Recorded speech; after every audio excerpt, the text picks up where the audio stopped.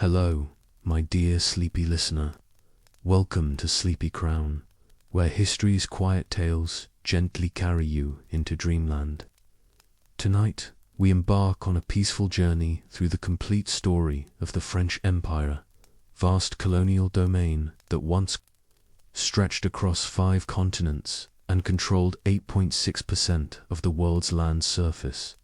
In this gentle tale, we'll discover the entire arc of France's imperial story from Jacques Cartier's first voyage in 1534 to the rise of Napoleon and his reshaping of Europe, through the systematic conquest of Algeria in 1830 and expansion across Africa and Asia, witnessing the mobilization of colonial troops in World War I and the emergence of resistance movements, and finally arriving at Charles de Gaulle's dramatic return and the end of French colonial rule in 1962, one of history's most dramatic imperial collapses. Before you drift away into peaceful slumber, please take a moment to like this video, leave a gentle comment about which part of the French Empire's story interests you most, and subscribe to keep these soothing historical tales coming your way. So cozy up, close your eyes, and let these gentle whispers from 4 centuries of empire, from the age of exploration through revolutionary chaos, colonial expansion, and final independence lull you into restful sleep. If you're new here, welcome to the Sleepy Crown family. Jacques, later known as Jacques Cartier, would become the pioneering explorer whose voyages initiated France's centuries-long quest for global empire. In 1534, when Spain and Portugal dominated early European colonization, France remained determined to claim its portion of the New World's riches. During April 1534, the first major French expedition departed from the port of St. Cartier commanded 2 vessels and approximately 60 mariners when King Francis I commissioned this voyage with explicit directives: locate precious metals, find a route to Asia, and expand France's authority beyond the Atlantic Ocean. Upon arriving at the Gulf of St. Lawrence, Cartier discovered more than unexplored territories. At Gaspé Bay, he encountered over 300 native inhabitants from Stadacona, present-day Quebec City, establishing what would develop into France's characteristic method of indigenous relations. Unlike their European competitors, who frequently arrived with massive military forces, the French typically operated with smaller expeditions, requiring more diplomatic interaction with native populations. This initial contact created a framework that would define French colonial relationships for centuries. When Cartier returned to France, he brought Chief Donnacona's 2 sons with him, not as prisoners in chains, but as honored visitors who would master French language and serve as translators for subsequent expeditions. This custom of cultural exchange, while still deeply troubling by contemporary standards, contrasted dramatically with the more immediately hostile methods of Spanish conquistadors. The subsequent decades revealed that France's empire-building approach would differ fundamentally from its rivals. While Spanish colonization concentrated on extracting valuable minerals through conquest and forced labor, French interests in North America gradually focused on the fur trade. Beaver pelts particularly became exceptionally valuable merchandise in European markets, where they were crafted into stylish hats and clothing for the aristocracy. This economic foundation influenced France's complete colonial strategy. Rather than establishing massive settler colonies requiring extensive agricultural territories and the displacement of indigenous peoples, the French constructed trading networks that relied on native hunters and trappers. Independent French traders, known as coureurs de bois, ventured deep into the continent's interior, frequently adopting indigenous lifestyles and forming alliances through marriage. which eventually produced the distinctive meta-sculpture. However, France's early colonial aspirations encountered significant obstacles. A Huguenot effort to establish Fort Caroline in Florida during 1562 concluded disastrously when Spanish forces massacred nearly all colonists, asserting Spain's territorial claims. More devastatingly, religious conflicts consumed France itself throughout the latter portion of the 16th century, draining resources and attention that might otherwise have supported colonial expansion. Despite these challenges, French involvement with North America continued through seasonal settlements. Fishing fleets from Normandy and Brittany established temporary facilities in Newfoundland to process their catches, while traders maintained small outposts along the St. Lawrence River. These modest beginnings hardly suggested the vast empire France would eventually construct, yet they secured essential footholds on the continent. Not until 1627, with the establishment of the Company of 100 Associates by Cardinal Richelieu, did France make its first serious attempt at organizing colonial efforts in New France. Even then, the company struggled financially from the beginning, highlighting the challenges of maintaining colonies across such vast distances. As the Company of 100 Associates faltered under financial pressure, a more lasting foundation for French colonial ambitions was developing far to the north. Unlike Spain's conquistadors, who marched through jungles seeking golden cities, French traders were pioneering a different route to empire, one built on relationships rather than conquest, where native knowledge became more valuable than European military strength. France's colonial strategy experienced a fundamental transformation at the beginning of the 17th century. In 1600, Pierre Chauvin established a trading post at Tadoussac, at the confluence of the Saguenay and St. Lawrence rivers. This marked France's first attempt at year-round presence in North America. 8 years later, Samuel de Champlain founded Quebec, a settlement that would become the heart of New France. Champlain, now remembered as the father of New France, recognized that survival in this harsh environment required cooperation with indigenous peoples rather than subjugation. What emerged was a uniquely French approach to colonization. Rather than focusing on agricultural settlements populated by European farmers, New France developed around trading networks that stretched deep into the continent's interior.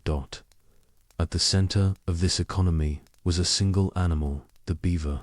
European fashion had created insatiable demand for beaver felt hats, making the pelts extraordinarily valuable. A single high-quality beaver pelt could earn more than a month's wages for a French laborer. The genius of the French approach lay in its adaptation to North American realities. With limited military resources and settlers, French colonial authorities cultivated strategic alliances with the Haudenosaunee and other indigenous nations. These partnerships were reinforced through trade relationships, diplomatic ceremonies, and even intermarriage. French traders adopted indigenous survival techniques, learning to navigate waters by canoe, travel on snowshoes, and hunt using native methods. Most remarkable were the coureurs, bois, literally runners of the woods, who ventured beyond French settlements to live among indigenous peoples. These independent traders became cultural intermediaries, often learning indigenous languages, adopting local customs, and sometimes taking indigenous wives.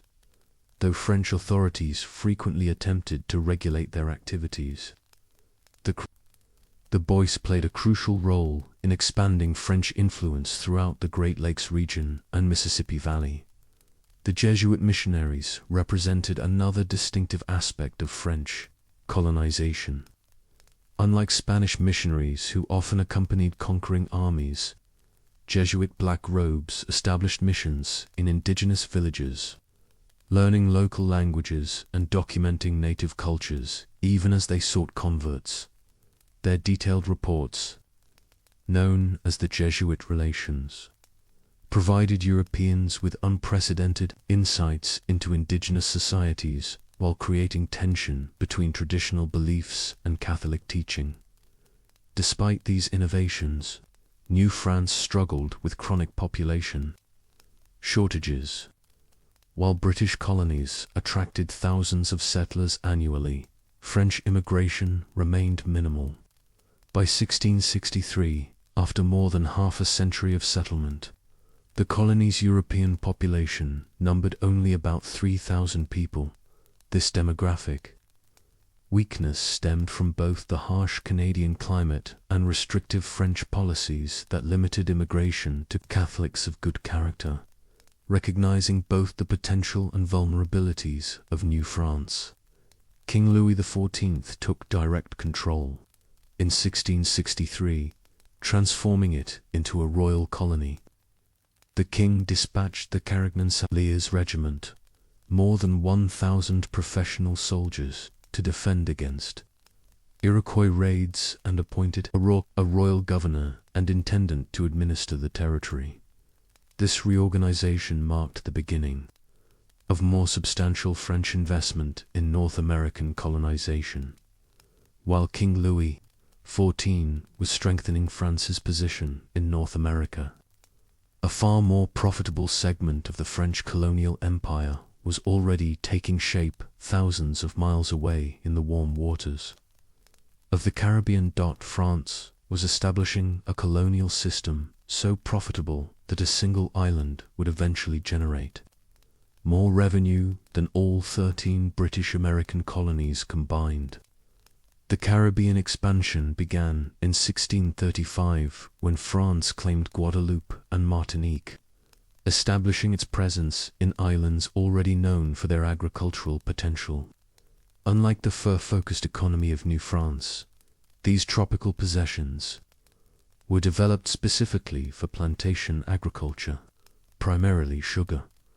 The initial settlements were organized by the Company of the American Islands, which received a royal charter to develop French interests in the region.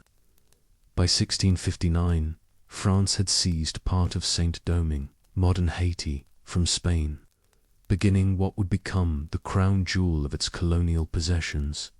Within decades, this colony transformed into an agricultural powerhouse through the brutal exploitation of enslaved African labor.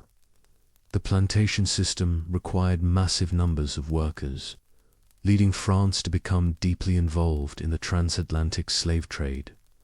French ships transported millions of enslaved Africans across the Atlantic, under horrific conditions to work on these plantations. The economic results were staggering. By the 18th century, Saint-Domingue alone produced approximately 40% of all sugar and 60% of all coffee consumed in Europe. This single colony became the most profitable European possession in the Americas, outproducing entire mainland empires. The wealth generated from these Caribbean possessions flowed back to France, enriching merchant families in port cities like Nantes, Bordeaux, and Marseille, to regulate the increasingly complex system of slavery. Louis XIV issued the Code Noir in 1685. This legal framework defined the conditions of slavery in the French colonial empire, controlling every aspect of enslaved people's lives, while also paradoxically providing certain protections. The code required slave owners to provide food and clothing, prohibited certain forms of punishment, and even allowed slaves to report abuses to royal authorities. However, these protections existed alongside brutal provisions that defined enslaved people as property and prescribed harsh punishments, including execution for various offenses. France's imperial vision extended beyond the Caribbean. In the Indian Ocean, France established a presence on Isle Bourbon, now Réunion, in Île-aux-Loyauds, followed by settlements on Isle de France, now Mauritius. These islands served as strategic bases for French ships traveling to and from India, while also developing their own plantation economies producing spices, coffee, and sugar. The East India Company, founded by Colbert in 1664, coordinated these operations from its headquarters in Lorient, France.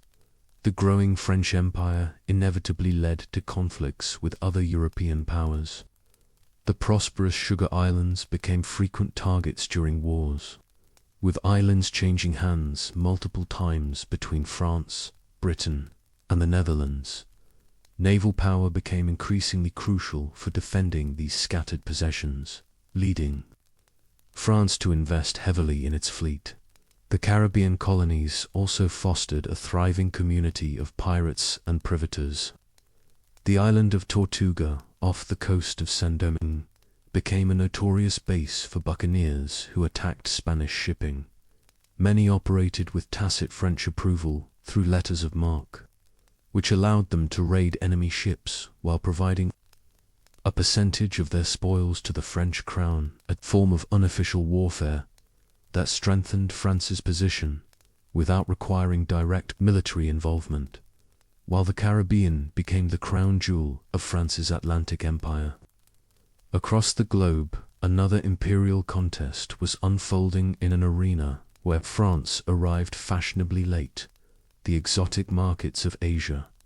Here the French faced formidable opponents, already entrenched in the region's lucrative trade networks. In 1664, Jean-Baptiste Colbert, Louis XIV's brilliant finance minister, established the French East India Company with the ambitious goal of challenging the Portuguese, Dutch, and British powers that had already carved out spheres of influence across Asia.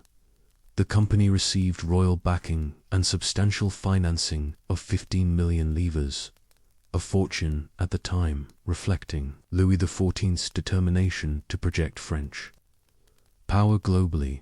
The French strategy differed markedly from their British rivals.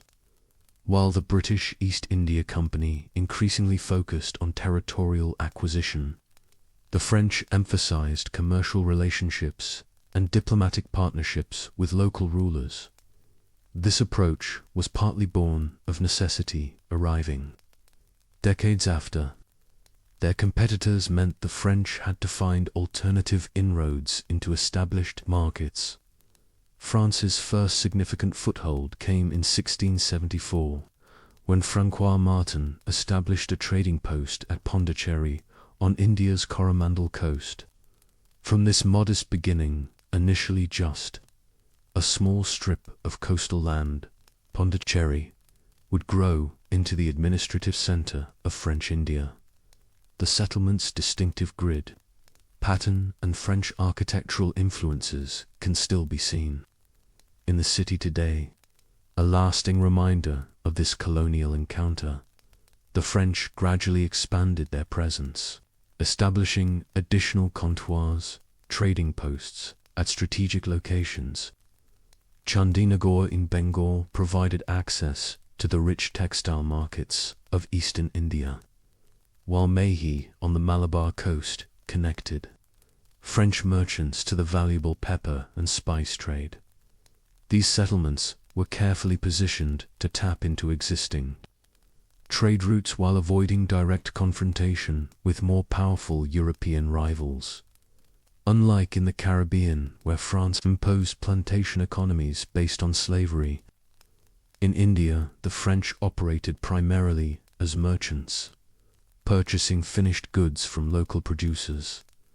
The French East India Company traded in fine textiles like calicoes and muslins, indigo dyes, saltpeter for gunpowder, spices, and luxury items such as diamonds from the famous Golconda mines.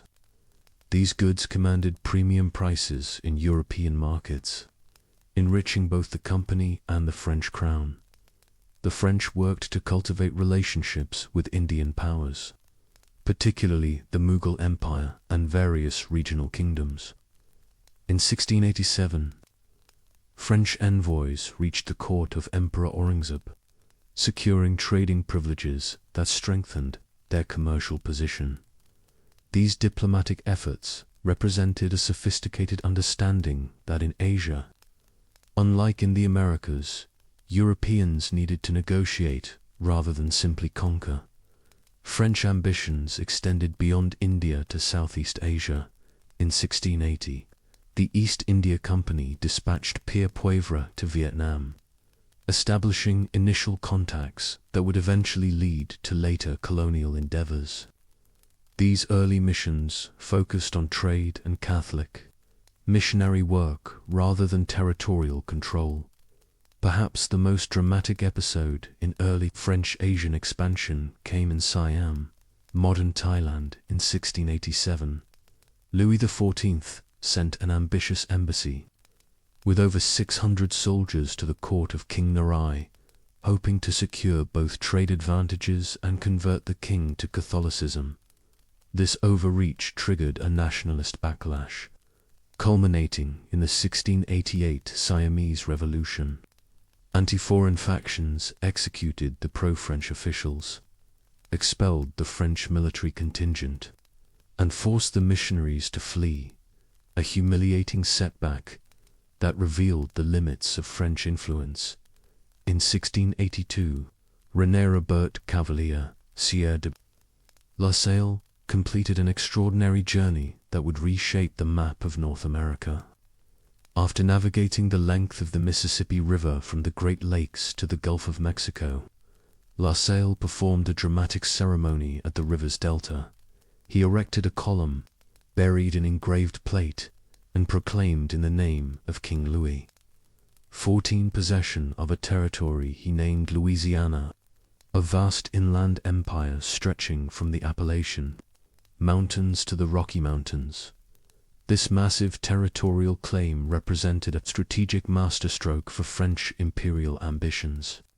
By controlling the Mississippi watershed, France created a geographic vice-grip round the British colonies, effectively hemming them in along the Atlantic seaboard. Louisiana formed a crucial connector between the fur-trading economy of New France in the north and the plantation colonies of the Caribbean to the south. The territory encompassed nearly one-third of what would later become the continental United States, a landmass larger than France itself. Unlike the densely populated British colonies, French Louisiana remained remarkably underpopulated throughout its history. By 1708, the European population numbered fewer than 300 people scattered across a handful of isolated trading posts. This sparse settlement pattern reflected France's different colonial approach. Rather than sending large numbers of settlers, French authorities established a network of strategic forts and trading stations, including Fort de Chartres, Arkansas Post, and later Fort Orleans, to maintain territorial claims while developing commercial relationships with indigenous nations. Indigenous alliances proved essential to French control. Diplomatic agreements with the Choctaw Natchez, Illinois, and other nations secured French trade routes and provided crucial military support against British and Spanish encroachment. These partnerships, however, remained fragile and occasionally erupted into violence, as demonstrated by the Natchez Revolt of 1729, which temporarily devastated French settlements in that region. The Louisiana Territory's economy initially focused on the fur trade, particularly deerskins and beaver pelts. But French authorities soon attempted to diversify. Experimental plantations growing tobacco, indigo, and later sugar were established. Though these struggled compared to Caribbean counterparts, the colony's harsh environmental conditions, including frequent flooding, tropical diseases, and hurricane threats, along the Gulf Coast, deterred potential settlers, and complicated agricultural development. In 1713, the Treaty of Utrecht redrew North America's imperial boundaries, forcing France to cede territories in Newfoundland and Acadia to Britain. This diplomatic setback heightened Louisiana's strategic importance as a buffer against British expansion. 5 years later, in 1718, the French founded New Orleans as Louisiana's new capital, a carefully chosen location that controlled access to the Mississippi River system and could serve as an administrative and military center for the entire territory. The city's establishment marked France's determination to maintain its continental claims despite limited resources and competing imperial priorities. Yet Louisiana remained chronically underfunded and undermanned throughout the French period. The financial strain became so severe that in 1717, the French crown transferred the colonies administration to John Law's Company of the West, later the Company of the Indies, hoping private enterprise might succeed where state management had struggled, while Louisiana struggled under private management. A far greater challenge was brewing across the Atlantic, one that would shake the foundations of France's entire colonial enterprise. What happens when the world's most powerful monarch gambles his empire on a Spanish inheritance and loses nearly everything in the process? In 1700, the death of King Charles II of Spain triggered a succession crisis that would reshape European politics and colonial possessions for generations. The childless Spanish king had named Philip of Anjou, Louis XIV's grandson, as his heir, potentially uniting the French and Spanish thrones under Bourbon family control. This prospect alarmed other European powers who feared the creation of an overwhelming French-Spanish superpower that would dominate Europe and the Americas. Britain, the Dutch Republic, Austria, and several German states formed the Grand Alliance to prevent this outcome, launching what became known as the War of Spanish Succession in 1701. The conflict stretched across Europe and spilled into colonial territories, transforming a European dynastic dispute into the first truly global war. France found itself fighting on multiple fronts, with dwindling resources and mounting casualties. The war proved catastrophic for France's imperial ambitions. While Louis XIV's army fought desperately in Europe, Britain's growing naval superiority allowed it to strike directly at French colonial possessions. French settlements in the Caribbean became particularly vulnerable, with Britain seizing St. Kitts in 1702. In North America, British forces captured the crucial fortress of Port Royal in Acadia in 1710, gaining control over the entrance to the St. Lawrence River, the lifeline of New France. By 1712, the exhausted French state was on the verge of financial collapse. Military expenses had devastated the treasury, while agricultural failures and trade disruptions created domestic hardship. Louis XIV, now in his 70s and having witnessed the deaths of his son and eldest grandson during the war, reluctantly accepted peace terms that dramatically reduced French power. The 1713 Treaty of Utrecht forced France to surrender substantial territories, including Hudson Bay, Newfoundland, and Acadia, renamed Nova Scotia, to Britain. These losses critically weakened New France's defensive perimeter, leaving Quebec vulnerable to future British attacks in the Caribbean. France ceded its claims to St. Kitts while retaining its valuable sugar islands of Guadeloupe and Martinique. The treaty permitted Philip V to remain on the Spanish throne, but only after he renounced all claims to the French crown. More importantly, Spain and France were explicitly forbidden from uniting their empires. with provisions requiring that the two Bourbon monarchies must forever remain separate. This separation prevented France from accessing Spain's vast American silver wealth, which might have restored French finances. Britain emerged as the clear victor, gaining not only French territories, but also the Assintoe, valuable contract to supply enslaved Africans to Spanish colonies, combined with new naval bases and trading privileges. This marked Britain's emergence as the dominant Atlantic power, fundamentally altering the colonial balance of power. The world was about to witness a conflict unlike any before. While previous wars had been largely confined to single continents, the 7 Years' War erupted in 1756 as the first truly global confrontation, with battlefields stretching from the forests of North America to the plains of India. This wasn't merely a European power struggle, it was a fight for global dominance that would permanently reshape the colonial landscape. For France, the stakes couldn't have been higher. Under Louis XV, the French Empire had recovered somewhat from the setbacks of the War of Spanish Succession, but tensions with Britain had been simmering for years, particularly in the contested Ohio Valley, where both powers sought to expand. When a young George Washington led Virginia militia against French forces at Fort Duquesne in 1754, he unknowingly lit the fuse of a global powder keg. The war quickly expanded beyond North America and Europe.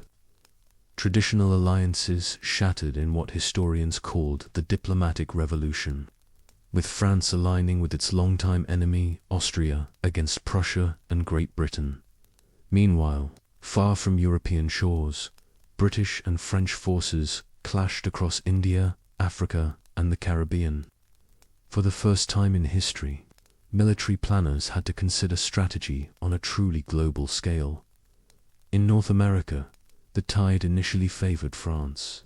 French forces and their indigenous allies won several early victories, utilizing superior woodland tactics against British regulars unused to frontier warfare. But the war's momentum shifted dramatically after. William Pitt became Britain's war minister in 1757.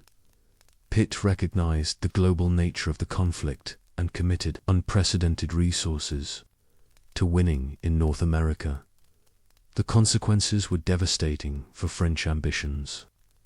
In September 1759, British forces under General James Wolfe captured Quebec in a daring assault up the cliffs to the Plains of Abraham, though both Wolfe and his French counterpart Montcalm died in the battle. The loss of Quebec dealt a mortal blow to New France. Montreal fell the following year, effectively ending France's century-and-a-half presence in Canada. Across the globe in India, the pattern repeated itself. Robert Clive's victory at Plassey in 1757 over French-supported local forces established British dominance in Bengal. This triumph wasn't just a military victory. It gave Britain control over one of the richest regions in India and relegated France to a minor colonial player on the subcontinent. Even in the Caribbean, where France maintained its valuable sugar islands, British naval superiority proved decisive. Guadeloupe fell in 1759, followed by Martinique in 1762. Though immensely valuable for their sugar production, these islands would ultimately be returned to France in the final peace settlement, a decision that sparked controversy in Britain. The Treaty of Paris in 1763 formalized France's imperial collapse. The terms were harsh. France surrendered Canada and all territories east of the Mississippi to Britain to compensate their Spanish allies who had entered the war late. France transferred Louisiana west of the Mississippi to Spain. French possessions in India were reduced to a handful of trading posts. Only in the Caribbean did France retain significant colonies, with Britain returning Martinique and Guadeloupe in exchange for Canada, a trade that many in Britain questioned, given the sugar island's greater economic value that the world was about to witness a conflict unlike any before. While France's overseas territories had been carved up by foreign powers, from the ashes of imperial defeat would rise something far more threatening to the established order, the French Revolution that began in 1789 with demands for liberty, equality, and fraternity. This revolutionary upheaval would ultimately create the conditions for one of history's most ambitious military dictators to build a new French empire. But that story belongs to our next peaceful journey together, as we close this first chapter of our French Empire series. We've witnessed how France's early colonial ambitions took root in the Americas, Caribbean, and Asia, from Cartier's first encounters with indigenous peoples to the devastating loss of New France in 1763. The foundations were laid for both France's greatest imperial triumphs and its most catastrophic defeats. Rest well, dear listener, and join us next time as we explore Napoleon's rise and the creation of his vast European empire. Until then, let these gentle tales of exploration and empire carry you into peaceful dreams of distant shores and forgotten worlds. Sweet dreams. And thank you for joining our sleepy crowned family tonight.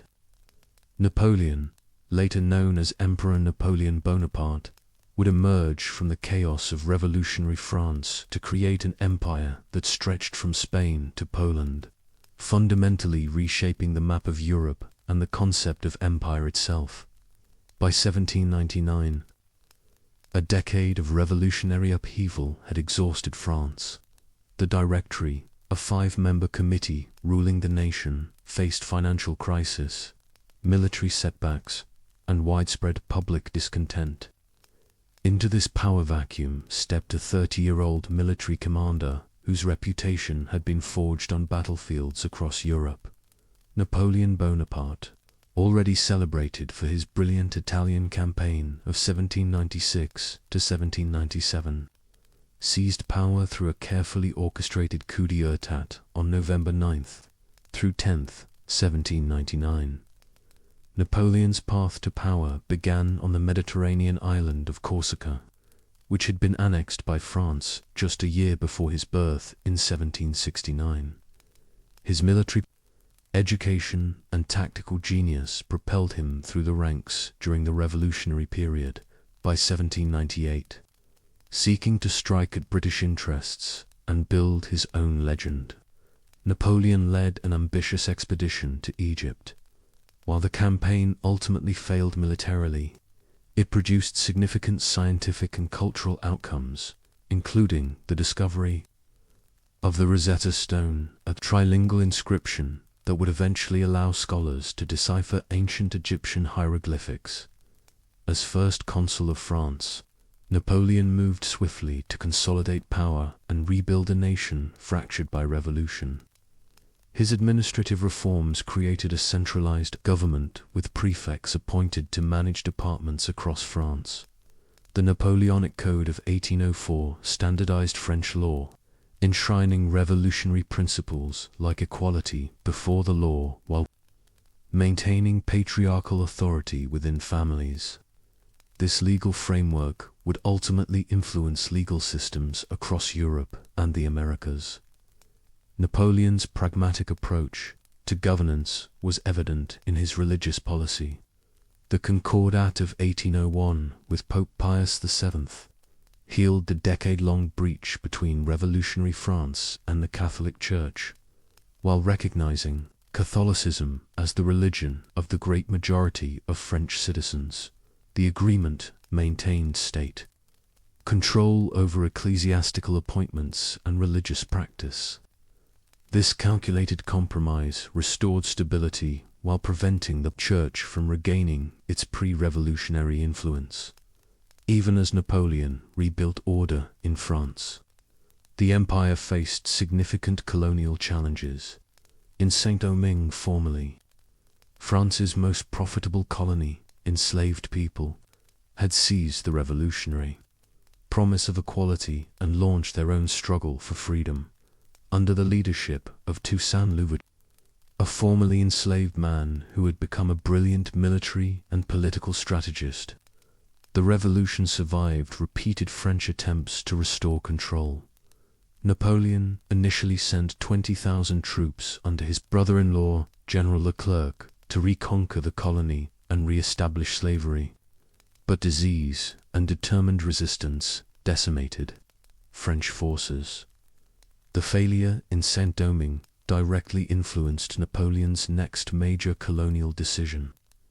In 1803, he sold the vast Louisiana territory to the United States for 60 million francs, approximately $15 million, effectively doubling the size of the young American Republic. This pragmatic transaction allowed Napoleon to focus on European conquests while depriving Britain of a potential foothold in North America. Jefferson's negotiators, originally sent to purchase just New Orleans, were shocked when offered the entire territory spanning from the Mississippi River to the Rocky Mountains. The world witnessed a dramatic shift when Napoleon Bonaparte, having gained control of France through his coup, set his sights on something far greater. With the Louisiana territory sold and colonial ambitions redirected, Napoleon turned his attention toward a transformation that would shock Europe. What kind of military commander crowns himself sovereign? On December 2nd, 1804, Notre Dame Cathedral became the stage for an unprecedented spectacle. As Pope Pius VII held the crown during the coronation ceremony, Napoleon seized it from the pontiff's hands and placed it upon his own head before crowning his wife Josephine. This audacious act symbolized that his authority came not from God or church, but from himself alone. The gesture wasn't merely theatrical, it represented the final transformation of revolutionary France into an imperial power with Napoleon as its absolute ruler. The coronation ceremony deliberately evoked imagery of Charlemagne and the Roman emperors, with Napoleon dressed in purple velvet robes embroidered with golden bees. The artist, Jacques David, immortalized the moment in his massive painting that portrayed the event not as it actually happened, but as Napoleon wished it to be remembered, with his mother prominently featured, though she had refused to attend. The ceremony, beyond symbolic gestures, Napoleon consolidated power through institutional reforms. His administration reorganized France's educational system, establishing lycées that trained future civil servants loyal to the regime.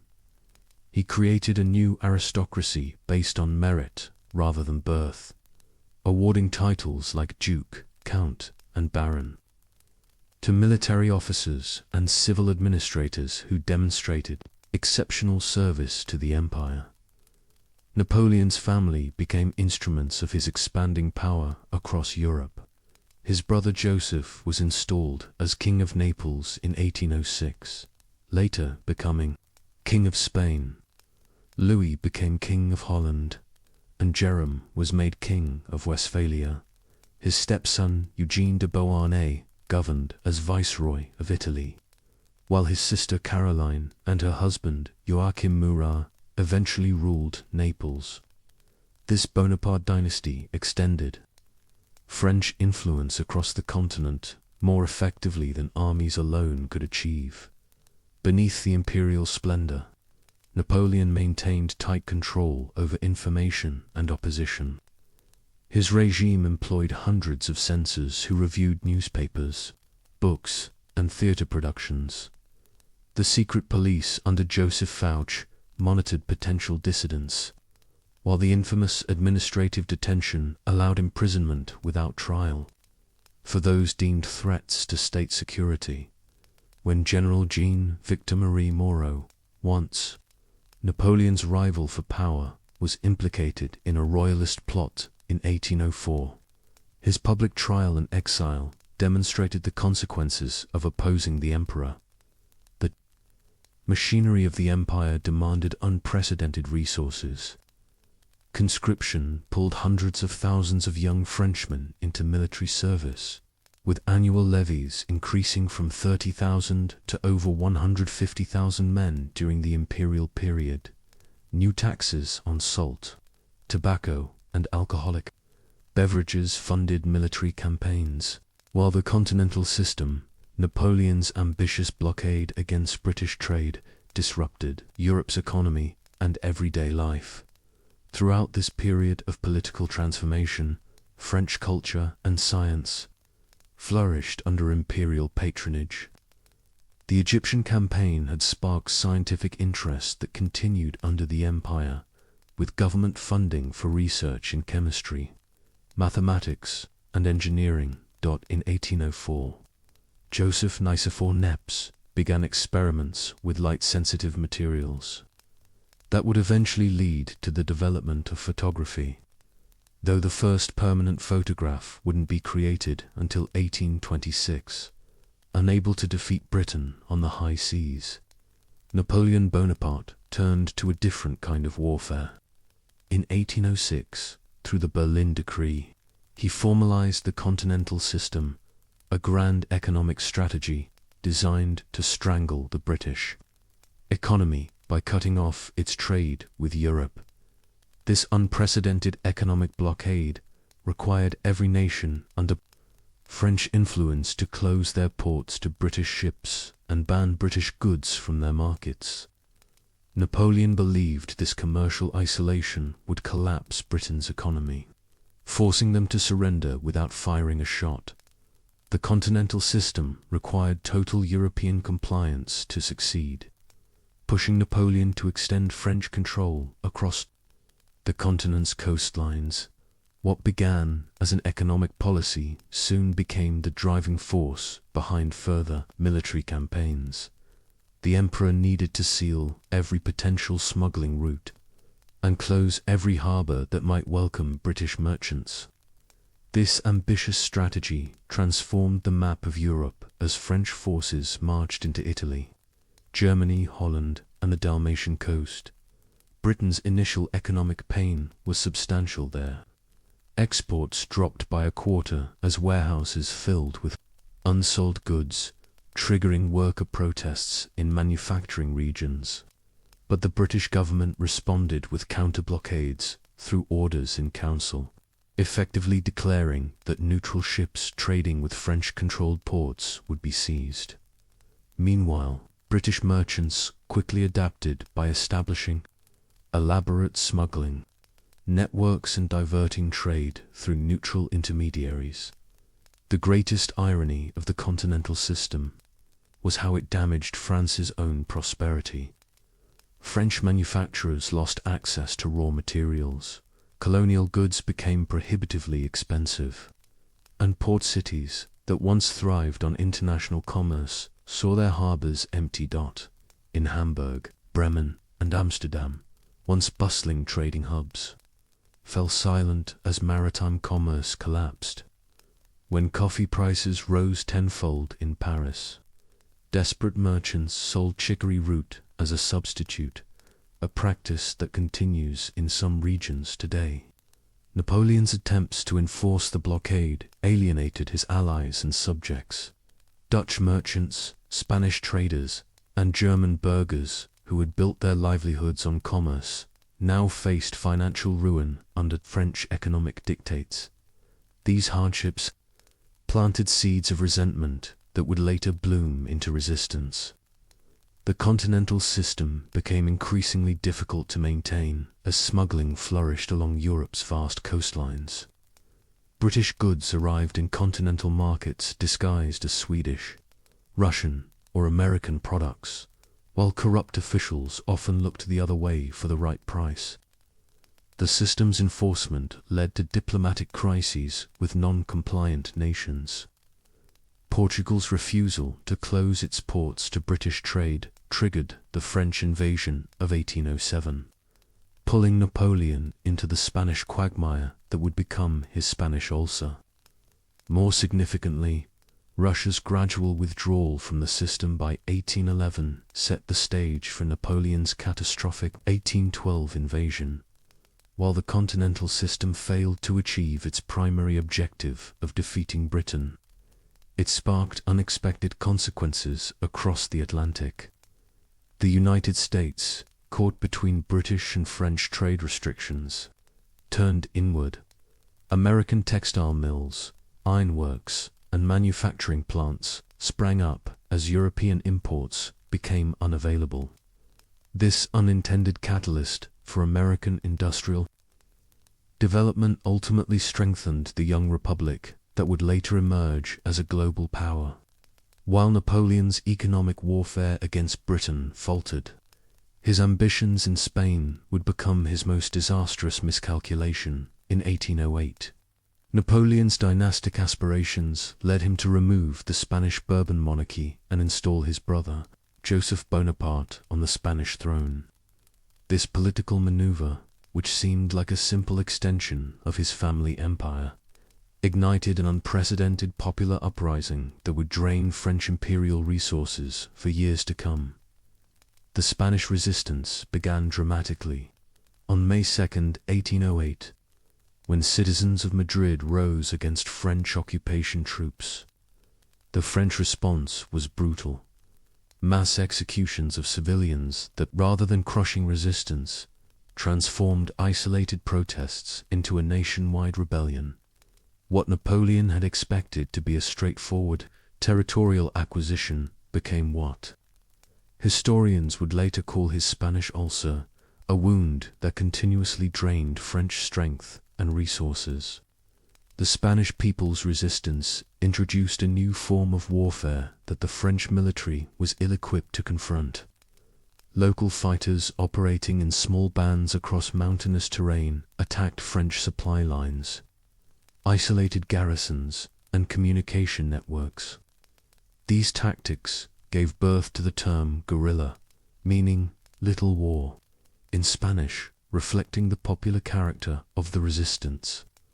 Unlike traditional armies, these fighters melted into the civilian population, making it impossible for French forces to distinguish friend from foe. The conflict's intensity was unprecedented.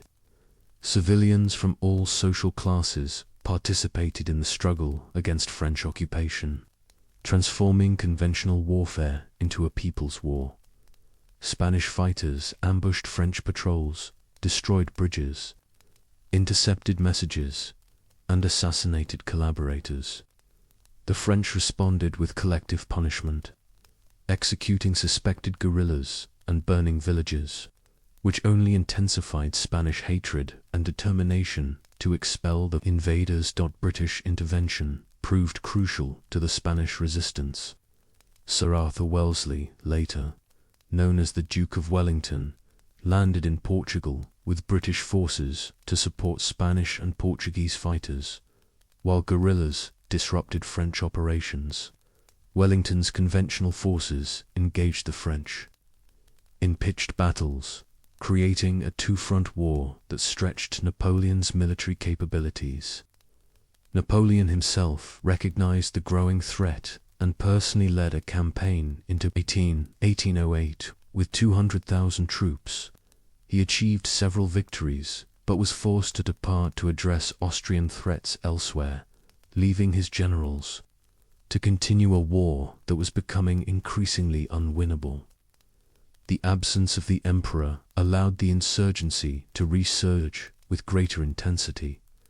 The Catholic Church became a powerful catalyst for resistance, framing the struggle as a religious war against French godlessness.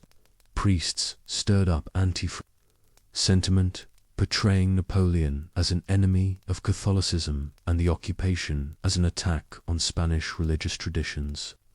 This religious dimension transformed the conflict from a political struggle into a sacred duty for many. Spaniards by 1812 over 300,000 French troops, a third of Napoleon's entire military, were tied down in Spain. Forces desperately needed elsewhere as European powers began to unite against French dominance.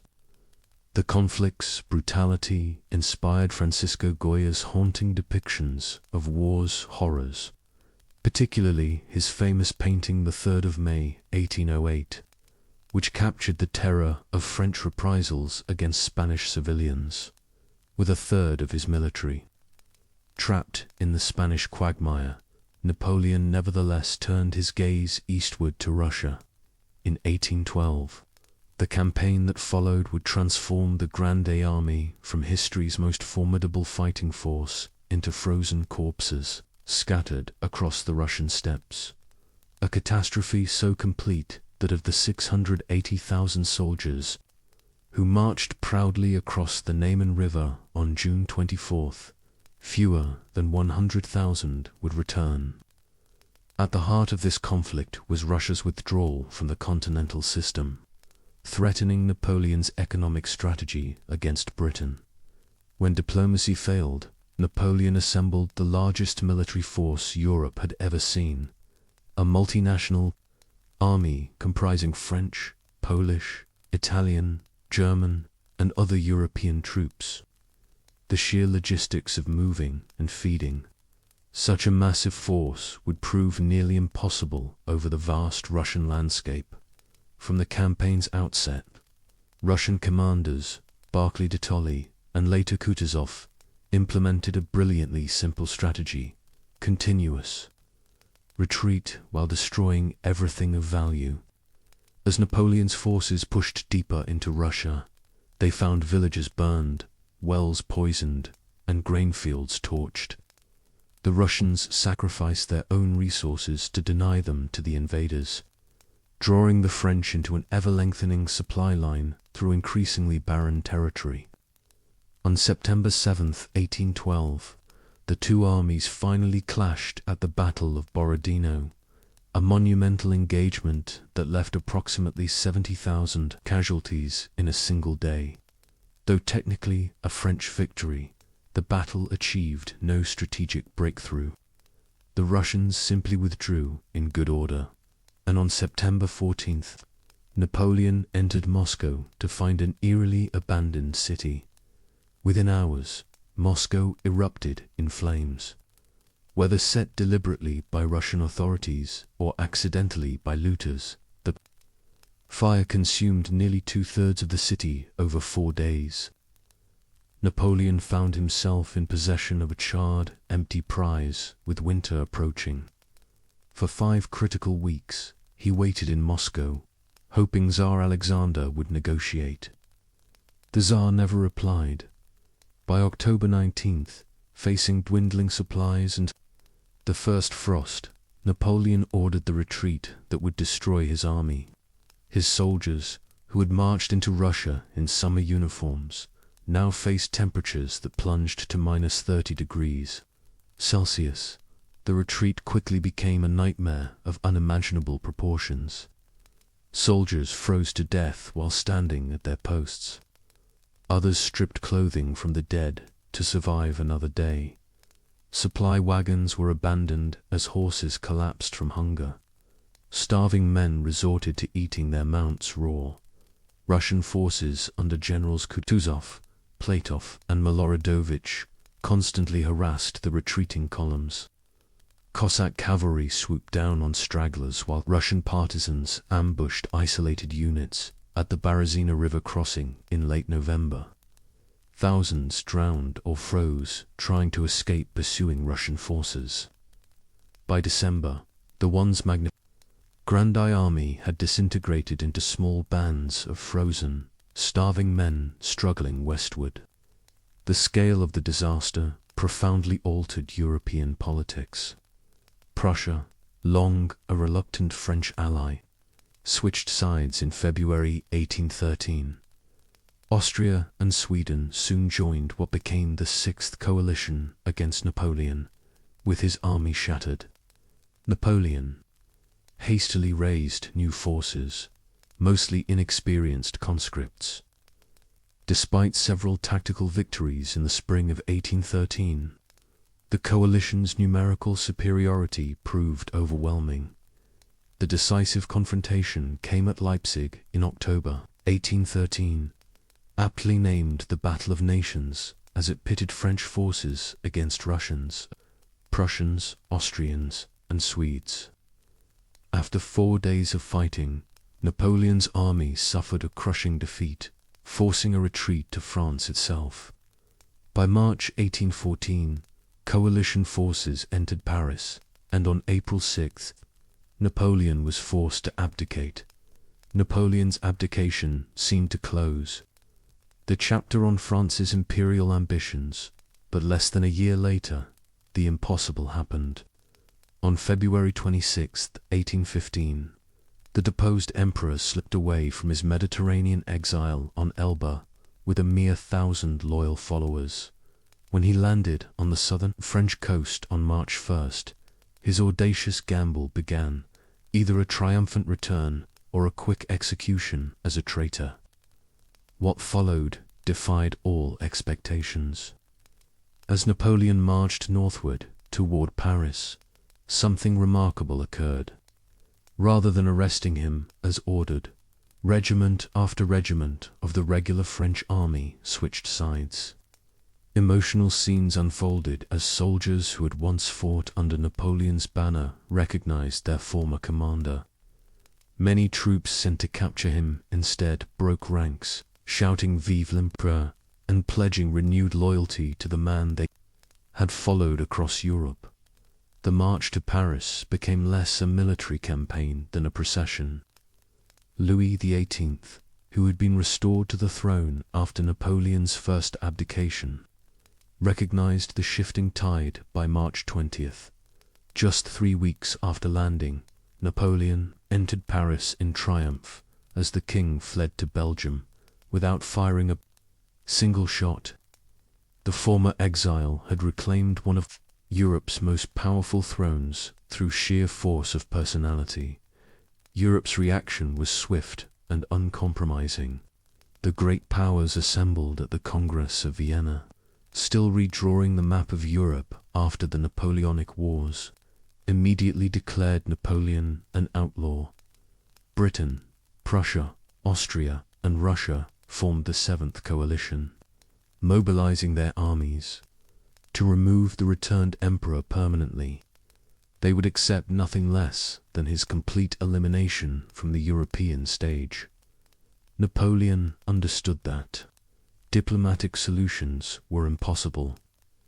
His only hope lay in swift military action before the coalition armies could combine against him. By June 1815, he had assembled a remarkable force of 125,000 men, a testament to his organizational genius, and moved into Belgium with a clear strategy: defeat the British and Prussian armies separately before they could join forces.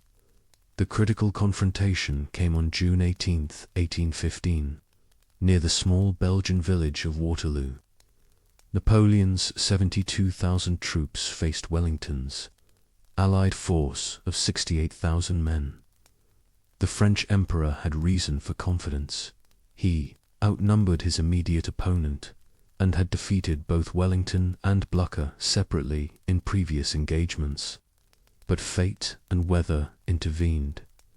Heavy rains the previous night had turned the battlefield into mud, delaying Napoleon's attack and giving the Prussian forces crucial extra hours to march to Wellington's aid.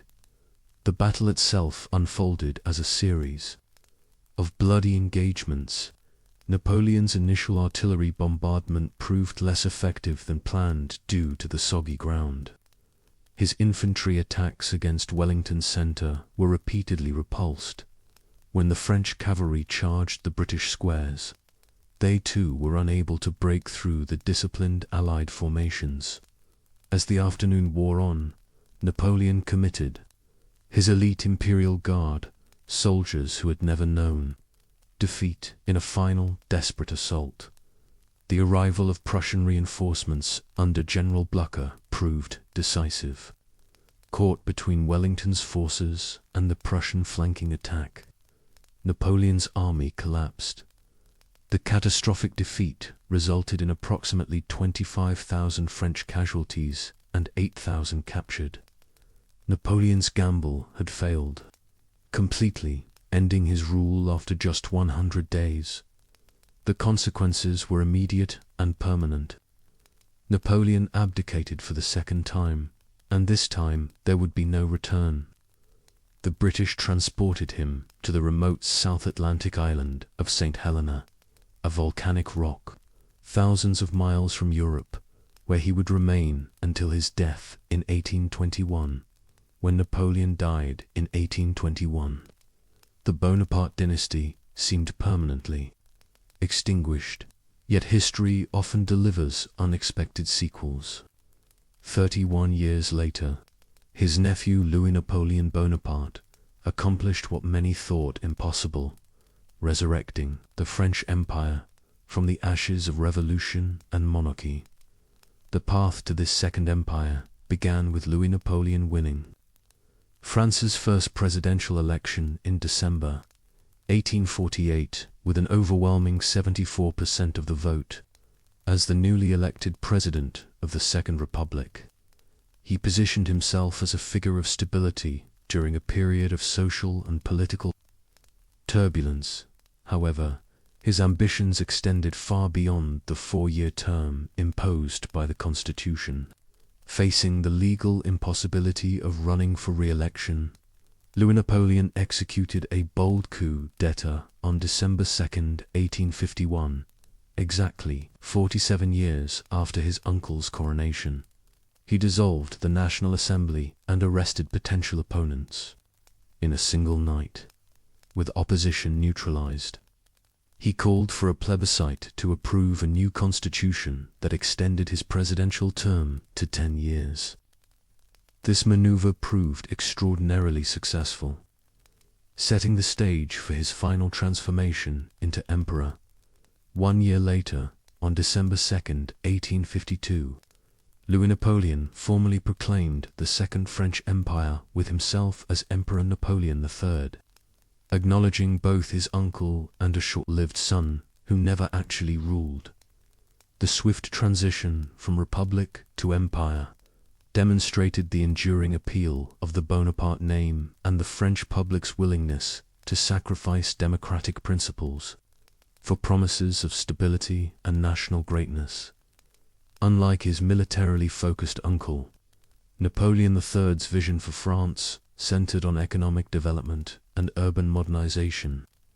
He launched an unprecedented reconstruction of Paris under Baron Haussmann, replacing medieval neighborhoods with wide boulevards, parks, and modern infrastructure. These grand avenues served multiple purposes, improving public health, showcasing imperial splendor, and allowing troops to move quickly to suppress potential rebellions. The emperor embraced industrial development with remarkable enthusiasm. Railways expanded dramatically under his rule, while new banks provided crucial financing for factories and commercial enterprises. This economic liberalism created a strange hybrid system, an authoritarian empire fueling capitalist development and middle-class prosperity in colonial affairs. Napoleon III pursued what historians have called a peaceful empire. Focusing on economic investment and diplomatic relationships rather than pure military conquest, he consolidated French control in Algeria, which had been partially conquered in 1830, and expanded French influence in Senegal and other parts of West Africa. His approach emphasized what he termed imperial responsibility, viewing French colonialism as a civilizing mission that would extend French values across the globe. This emerging colonial vision represented a fundamental shift from his uncle's European-focused conquests. While Napoleon I had sold Louisiana and abandoned Haiti, Napoleon III actively sought new territories in Africa and Asia. establishing the foundation for France's second colonial empire that would continue expanding even after his own fall from power. Despite his emphasis on economic development and diplomatic relationships, Napoleon III did not completely abandon military adventures. His eventual participation in the Crimean War 1853-1856 demonstrated his desire to restore France's position as a major European power. But it also revealed a more collaborative approach through alliance with Britain, France's traditional enemy. This alliance with Britain, once unthinkable, signaled how far Napoleon III would go to restore French prestige after decades of post-Waterloo humiliation. As we close this second chapter of our French Empire series, we've witnessed Napoleon's meteoric rise from Corsican artillery officer to Emperor of the French, his creation of a continental empire stretching from Spain to Poland, and his ultimate downfall in the snows of Russia and the fields of Waterloo. Also seen how his nephew would later resurrect the imperial dream, but with a focus on economic modernization and colonial expansion rather than European conquest. The Napoleonic era fundamentally transformed not just France, but the entire concept of empire itself, introducing new legal codes, administrative systems, and ideas about national identity that would influence the world for generations to come. Rest well, dear listener, and join us next time as we explore Napoleon III's colonial adventures and the systematic expansion of France's second colonial empire across Africa and Asia. Until then, let these tales of imperial ambition and political transformation carry you gently into peaceful dreams of distant battlefields and forgotten crowns. Sweet dreams. And thank you for continuing this journey with our Sleepy Crown family tonight. Charles, later known as King Charles X of France, would launch an invasion in 1830 that began France's systematic conquest of North Africa and marked the foundation of what historians call the Second French Colonial Empire. As the humiliating defeat of 1871 faded into memory, France began searching for new frontiers to restore its wounded national pride. From the ashes of European defeat, a new colonial ambition emerged.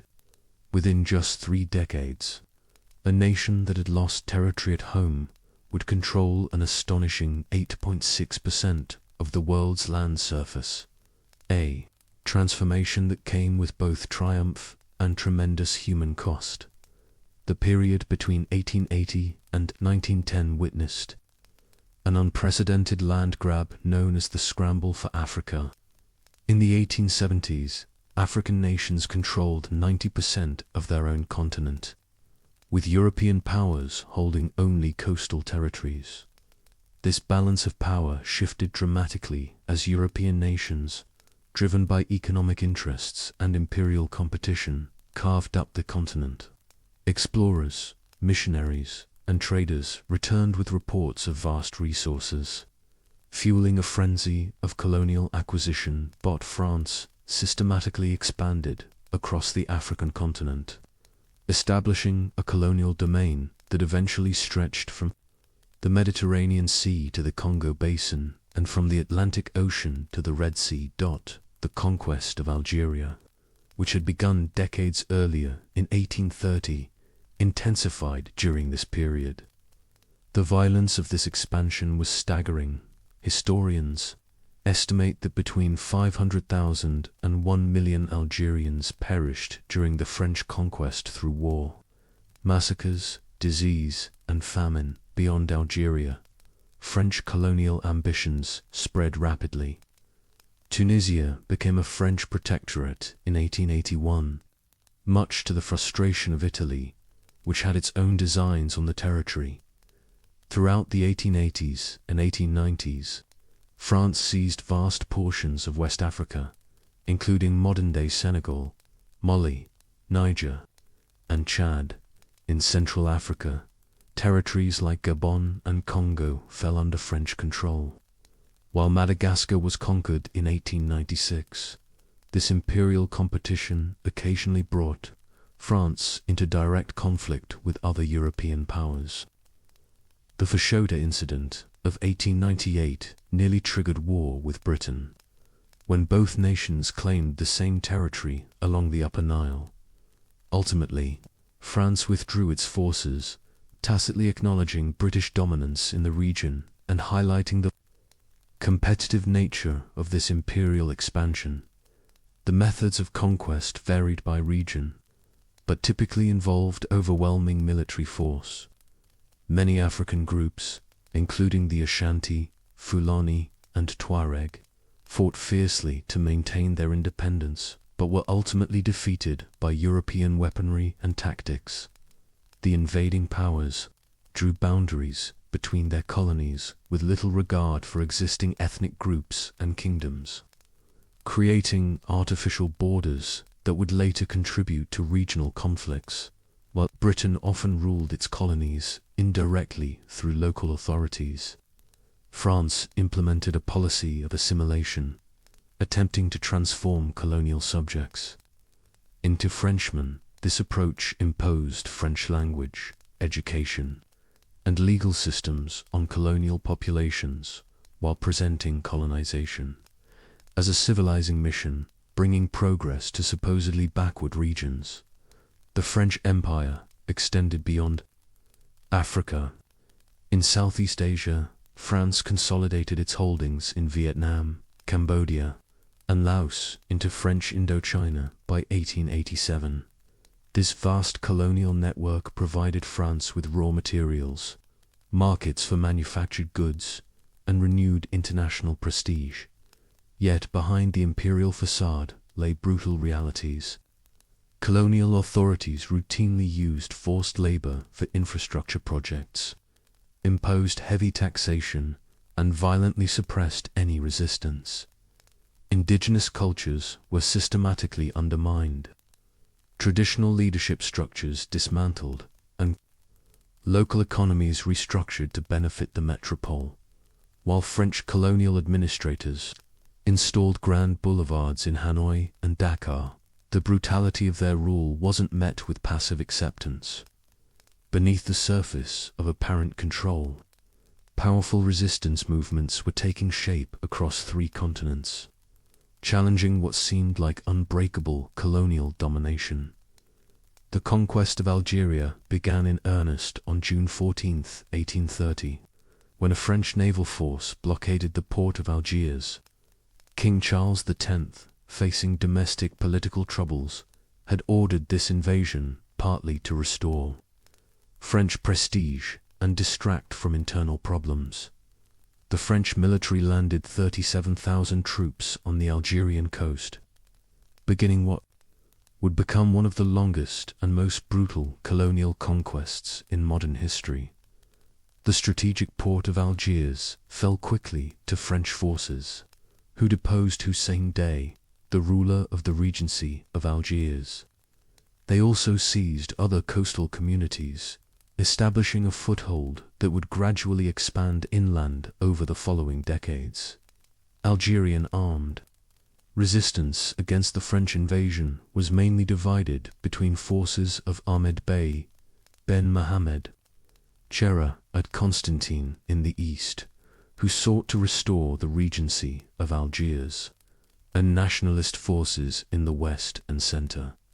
Treaties with the nationalist leader, Emir Abdelkader, initially enabled the French to focus on defeating the remnants of the eastern forces during the 1837 siege of Constantine.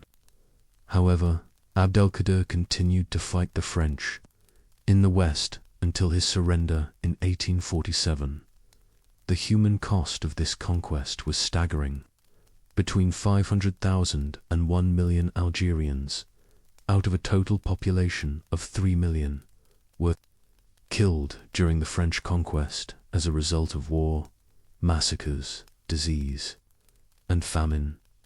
Famines and disease epidemics were partially caused by French confiscation of farmland from Algerians, and the scorched earth tactics of razing farms and villages to suppress Algerian resistance.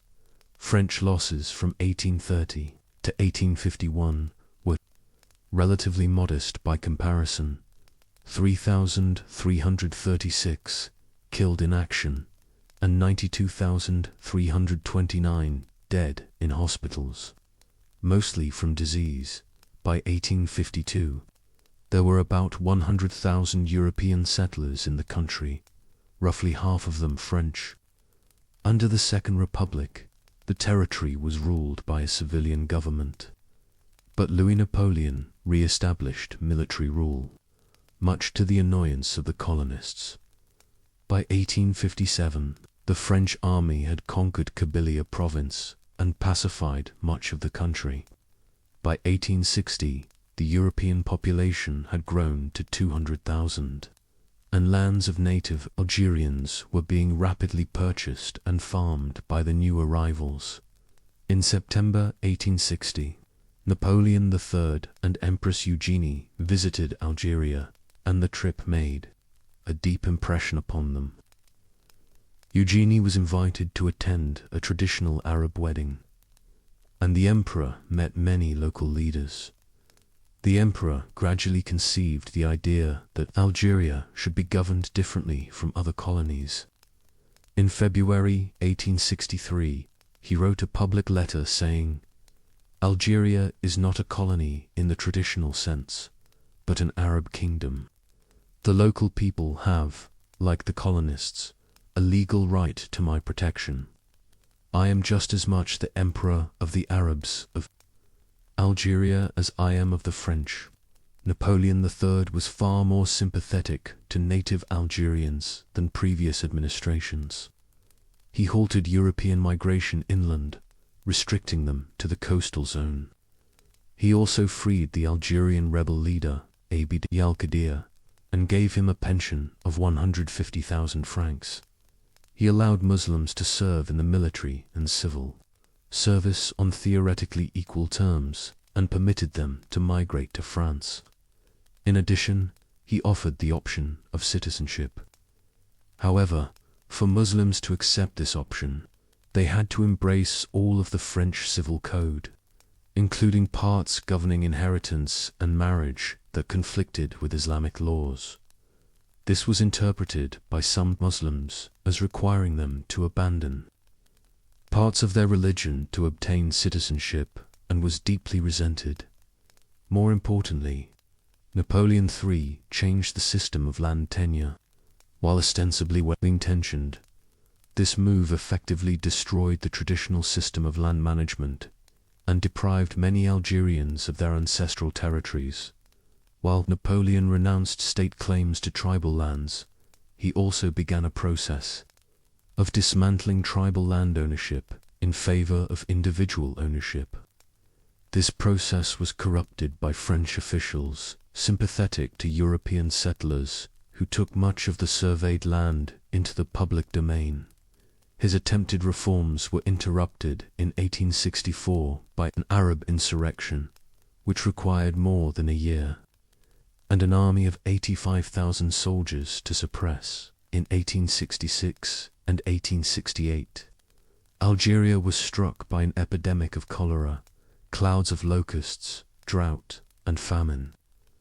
Up to 500,000 people died from the famine and epidemics, devastating the native population in 1871.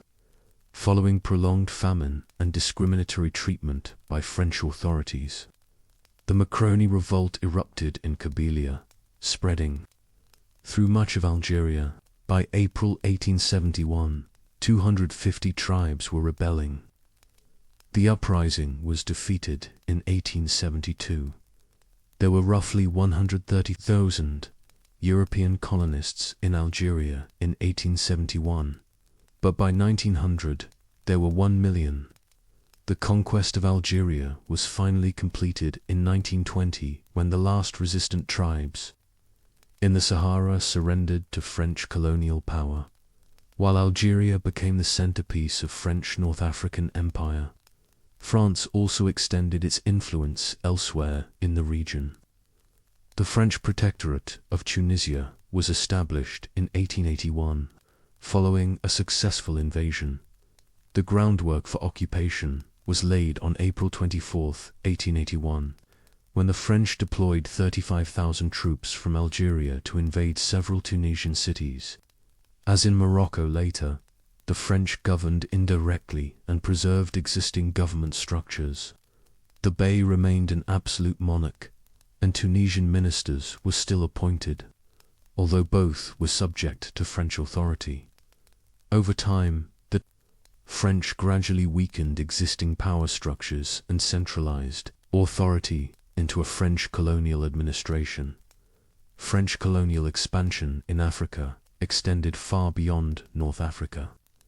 French West Africa became a confederation of 8 French colonial territories, including French Mauritania, French Senegal, French Guinea, French Ivory Coast, French Niger, French Upper Volta, French Dahomey, French Togoland, and French Sudan. At the beginning of Napoleon III's reign, French presence in Senegal was limited to a trading post on the island of Gorée, a narrow coastal strip, the town of Saint, and a handful of trading posts in the interior.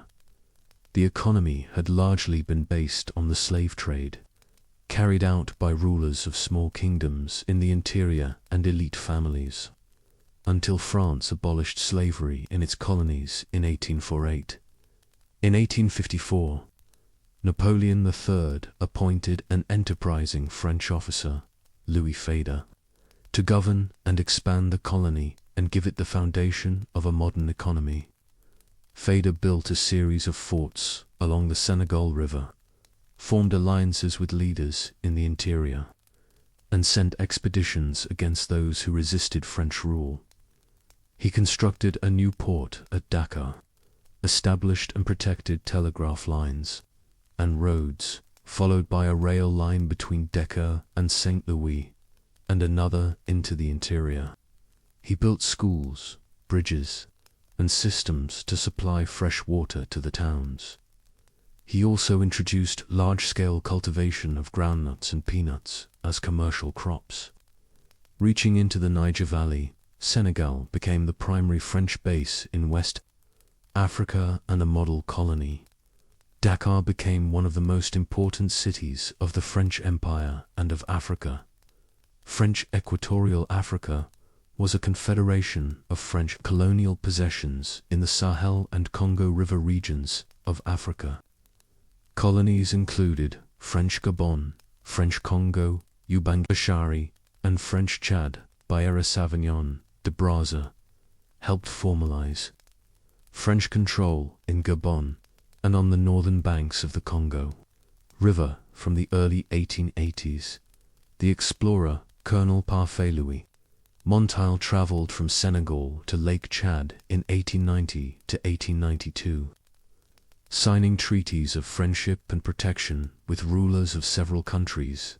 He passed through and gaining much knowledge of the geography and politics of the region. The Villette-Chanoine mission, a military expedition, set out from Senegal in 1898 to conquer the Chad Basin and unify all French territories in West Africa. This expedition operated jointly with 2 other expeditions, the Forolemi and Gentle missions, which advanced from Algeria and Middle Congo, respectively, with the death in April 1900 of the Muslim warlord Rabia Zubair, the greatest ruler in the region, and the creation of the military territory of Chad in September 1900, the Villette-Chanoine mission had accomplished all its goals. The ruthlessness of the mission provoked a scandal in Paris. As part of the scramble for Africa, France aimed to establish a continuous west-east axis across the continent. In contrast with the proposed British north-south axis, tensions between Britain and France heightened in Africa, and at several points, war seemed possible. The most serious episode was the Fashoda incident of 1898. French troops, tried to claim an area in the southern Sudan, and a British force arrived to confront them. Under heavy pressure, the French withdrew, implicitly acknowledging Anglo-Egyptian control over the area. An agreement between the two states recognized the status quo. The British were to maintain control over Egypt, while France remained the dominant power in Morocco. Still, it is commonly believed that France suffered a humiliating defeat overall. During the Agadir crisis in 1911, Britain supported France against Germany, and Morocco became a French protectorate.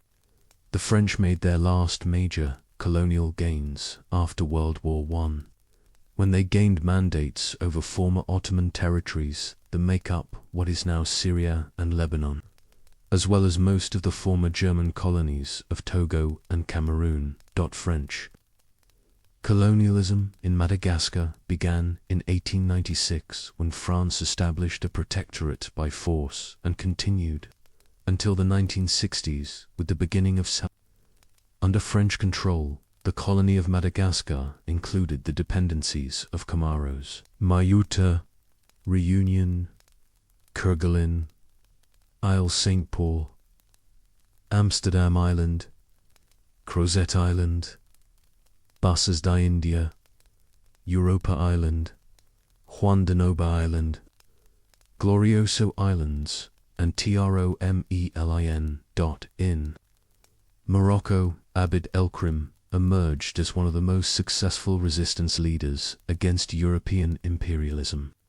His organization of Berber tribes in northern Morocco led to the establishment of the Rif Republic, an independent state that existed from 1921 to 1926.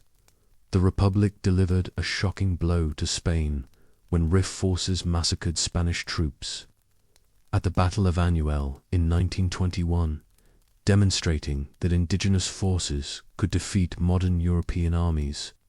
This victory sent shockwaves through colonial administrations across Africa. The French and Spanish response revealed the true face of colonial rule. They deployed a combined force of 200,000 soldiers against the Rif Republic, a massive military commitment that showed how seriously European powers viewed indigenous resistance. Similar patterns emerged with the Zion Confederation of Berber tribes, which employed effective guerrilla warfare tactics against French forces and even received support from Germany and Austria-Hungary during World War I. While France was systematically conquering Africa, it was also expanding its presence in Asia. Napoleon III acted to increase French presence in Indochina, believing that France risked becoming a separate power by not expanding its influence in East Asia. French missionaries had been active in Vietnam since the 17th century, when the Jesuit priest Alexandre de Rhodes opened a mission there. In 1858, the Vietnamese emperor of the Nguyen dynasty felt threatened by French influence and tried to expel the missionaries. Napoleon III sent a naval force of 14 gunships, carrying 3,000 French and 3,000 Filipino troops, provided by Spain under Charles Rigaud de Genouilly, to compel the government to accept the missionaries and stop the persecution of Catholics. In September 1858, the expeditionary force captured and occupied the port of Da Nang, and then, in February 1859, moved south and captured Saigon. The Vietnamese ruler was compelled to cede 3 provinces to France and offer protection to Catholics. The French troops departed temporarily to take part in an expedition to China. But in 1862, when agreements were not fully followed by the Vietnamese emperor, they returned. The emperor was forced to open treaty ports in Annam and Tonkin, and all of Cochin China became a French territory in 1864. In 1863, the ruler of Cambodia, King Norodom, who had been placed in power by the government of Thailand, rebelled against his sponsors and sought French protection.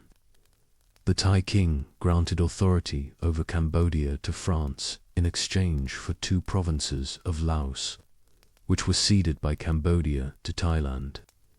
In 1867, Cambodia formally became a French protectorate. It was only after its defeat in the Franco-Prussian War of 1870-1871 and the founding of the Third Republic that most of France's later colonial possessions were acquired. From their base in Cochinchina, the French took over Tonkin in modern northern Vietnam and Annam in modern central Vietnam, making them French protectorates with the Treaty of Hue between France and Vietnam's Nguyen dynasty in 1883. These territories, together with Cambodia and Cochinchina, formed French Indochina in 1887, to which Laos was added in 1893 and Guangzhou in 1900. In 1849, the French concession in Shanghai was established, and in 1860, the French concession in Tientsin was set up. Both concessions lasted until 1946. The French also had smaller concessions in Guangzhou and Hankou. The Third Anglo-Burmese War, in which Britain conquered and annexed the previously independent Upper Burma, was partly motivated by British apprehension at France advancing and gaining possession of territories near Burma in the Pacific. French colonial expansion began in 1838 when the French naval commander, Abel Aubert du Petit-Thouars, responded to complaints of mistreatment of French Catholic missionaries in the Kingdom of Tahiti, ruled by Queen Pomare. 4. Du Petit-Thouars forced the native government to pay an indemnity and sign a treaty of friendship with France, respecting the rights of French subjects in the islands, including any future Catholic missionaries. 4 years later, claiming that Tahitians had violated the treaty, a French protectorate was forcibly installed, and the Queen was made to sign a request for French protection. Queen Pomare left her kingdom and exiled herself to Raiatea in protest against the French, trying to enlist the help of Queen Victoria. The Franco-Tahitian War broke out between the Tahitian people and the French from 1844 to 1847 as France attempted to consolidate their rule and extend control into the Leeward Islands, where Queen Pomare sought refuge. The British remained officially neutral during the war, but diplomatic tensions existed between the French and British. The French succeeded in subduing guerrilla forces on Tahiti, but failed to hold the other islands. In February 1847, Queen Pomare IV returned from her self-imposed exile and acquiesced to rule under the protectorate. Although victorious, the French were not able to annex the islands due to diplomatic pressure from Great Britain. A clause to the war settlement, known as the Yarnock Convention or the Anglo-French Convention of 1847, was signed by France and Great Britain, in which the two powers agreed to respect the independence of Queen Pomare's allies in the Leeward Islands. The French continued the guise of protection until the 1880s, when they formally annexed Tahiti with the abdication of King Pomare Vipe. On June 29, 1880, the Leeward Islands were annexed through the Leeward's War, which ended in 1897. On September 24, 1853, Admiral Febvaria Despoints took formal possession of New Caledonia, and Port-de-France Noumea was founded on June 25, 1854. A few dozen free settlers settled on the west coast in the following years, but New Caledonia became a penal colony from the 1860s until the end of transportations in 1897. About 22,000 criminals and political prisoners were sent to New Caledonia in contravention of the Yarnock Convention of 1847. The French placed the Leeward Islands under a provisional protectorate by falsely convincing the ruling chiefs that the German Empire planned to take over their island kingdoms. After years of diplomatic negotiation, Britain and France agreed to abrogate the convention in 1887, and the French formally annexed all the Leeward Islands, without official treaties of cession from the island's sovereign governments. From 1888 to 1897, the natives of the Kingdom of Rayota and Taha, led by a minor chief named Tarupu, fought off French rule and the annexation of the Leeward Islands. Anti-French factions in the Kingdom of Huahin also attempted to fight off the French under Queen Toye, while the Kingdom of Bora Bora remained neutral, but hostile to the French. The conflict ended in 1897 with the capture and exile of rebel leaders to New Caledonia and more than 100 rebels to the Marquesas. These conflicts and the annexation of other Pacific islands formed French Polynesia, a central ideological foundation of French colonialism was the mission civilisatrice, or civilizing mission, which aimed to spread French language, institutions, and values, promoted by figures like Jules Ferry, who spoke of a duty to civilize. This vision framed colonialism as a universalist and progressive project. However, this was contested by prominent politicians such as Georges Legs, who rejected the policy of assimilation when faced with Muslim, Hindu, and Namati populations, all with a long history of brilliant civilizations. The policy of assimilation would be the most disastrous and absurd. In practice, colonial subjects were governed under unequal legal systems and only rarely granted full citizenship.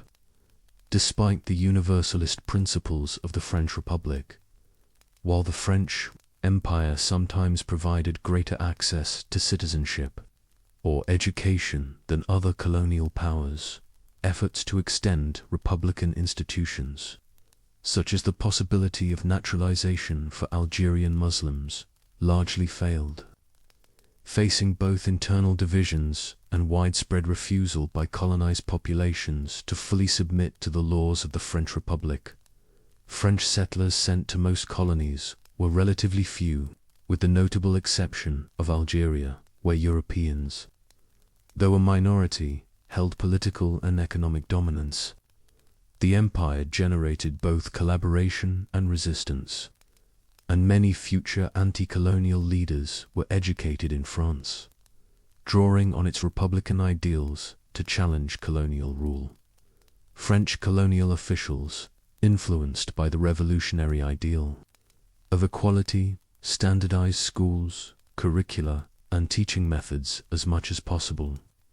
They did not establish colonial school systems with the idea of furthering the ambitions of local people, but rather simply exported the systems and methods in vogue in the mother nation. Having a moderately trained lower bureaucracy was of great use to colonial officials.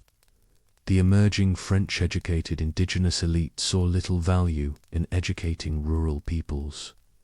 After 1946, the policy was to bring the best students to Paris for advanced training. The result was to immerse the next generation of leaders in the growing anti-colonial diaspora centered in Paris. Impressionable colonial students could mingle with studious scholars or radical revolutionaries or everything in between. Ho Chi Minh and other young radicals in Paris formed the French Communist Party in 1920. Tunisia was exceptional. The colony was administered by Paul Cambon, who built an educational system for colonists and indigenous people alike that was closely modeled on mainland France. He emphasized female and vocational education. By independence, the quality of Tunisian education nearly equaled that in France. African nationalists rejected such public education systems, which they perceived as attempts to retard African development and maintain colonial superiority. One of the first demands of the emerging nationalist movement after World War II was the introduction of full metropolitan-style education in French West Africa, with its promise of equality with Europeans. In Algeria, the debate was polarized. The French set up schools based on the scientific method and French culture. The Pied Noir Catholic migrants from Europe welcomed this. Those goals were rejected by the Muslim Arabs, who prized mental agility and their distinctive religious tradition. The Arabs refused to become patriotic and cultured Frenchmen, and a unified educational system was impossible until the Pied Noir and their Arab allies went into exile after 1962. Critics of French colonialism gained an international audience in the 1920s and often used documentary reportage and access to agencies such as the League of Nations and the International Labour Organization to make their protests heard. The main criticism was the high level of violence and suffering among the natives. Major critics included Albert Landrus, Félicien Chalais, and Paul Monet, whose books and articles were widely read. David P. Forsyth wrote, "From Senegal and Mauritania in the west to Niger in the east, what became French Africa. There was a parallel series of ruinous wars, resulting in tremendous numbers of people being violently enslaved.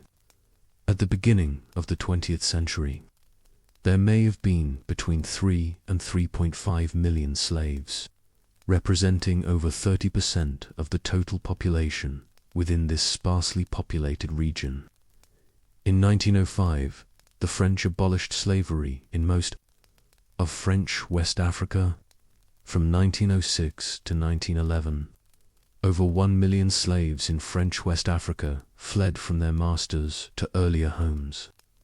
In Madagascar, over 500,000 slaves were freed following French abolition in 1896, while French colonial administrators installed grand boulevards in Hanoi and Dakar. The brutality of their rule wasn't met with passive acceptance. Beneath the surface of apparent control, powerful resistance movements were taking shape across 3 continents, challenging what seemed like unbreakable colonial domination. In Vietnam, resistance took a decisive turn on February 10, 1930, when Vietnamese soldiers serving in the French colonial army staged the Yen Bay Mutiny, sponsored by the Vietnam Quoc Don Dang VNQDD. This uprising marked a critical shift from clandestine resistance to open military action. The mutiny aimed to spark a wider rebellion among the general population, revealing the growing nationalist sentiments that would eventually lead to full-scale war against French rule. Algeria's resistance continued despite decades of brutal French conquest. Small-scale attacks on French military outposts and colonial infrastructure became increasingly common, foreshadowing the larger conflict that would erupt in 1954. The French response typically involved overwhelming military force, a strategy that temporarily suppressed uprisings but only deepened anti-colonial resentment. In Madagascar, the Menalumba Uprising of 1904 to 1905 combined anti-colonial sentiment with traditional religious beliefs. French authorities responded with massive military operations that devastated local populations, creating martyrs and stories of resistance that would be passed down through generations. What made these resistance movements particularly threatening to colonial authorities was their ability to adapt. When armed rebellion proved costly, resistance transformed into political and intellectual movements. The interwar period saw the emergence of educated elites in urban areas who organized political parties, published newspapers, and articulated demands for reform and self-determination. French colonial officials found themselves facing a paradox of their own making. Their mission civilizators, had created a class of educated colonial subjects who now used French ideals of liberty, equality, and fraternity to challenge colonial rule itself. These intellectual leaders studied France's own revolutionary history and used it to highlight the hypocrisy of French colonial domination. This transformation of resistance from armed rebellion to political organization was occurring simultaneously across the French Empire. In Vietnam, Algeria, and Senegal, future revolutionary leaders were developing political movements that would eventually tear apart the colonial system. What France failed to recognize was that military victories over armed rebellions did not translate into political victory over the aspiration for self-determination. As the 19th century drew to a close, France had successfully built the world's second-largest colonial empire, stretching across Africa, Asia, and the Pacific. The mission civilizators had brought French language, laws, and culture to millions of colonial subjects. Yet beneath the surface of this apparent triumph lay the seeds of future conflict.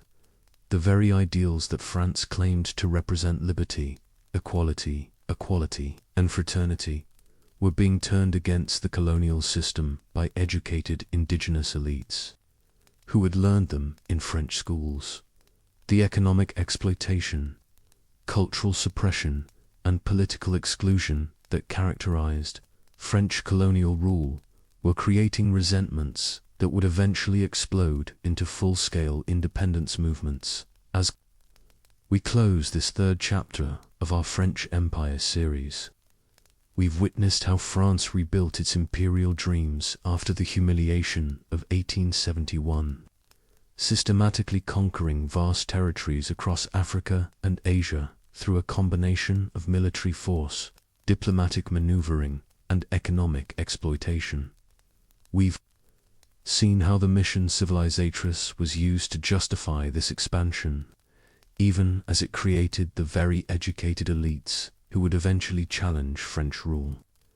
The irony of teaching revolutionary ideals to colonize peoples while denying them basic political rights would prove to be the empire's fatal contradiction.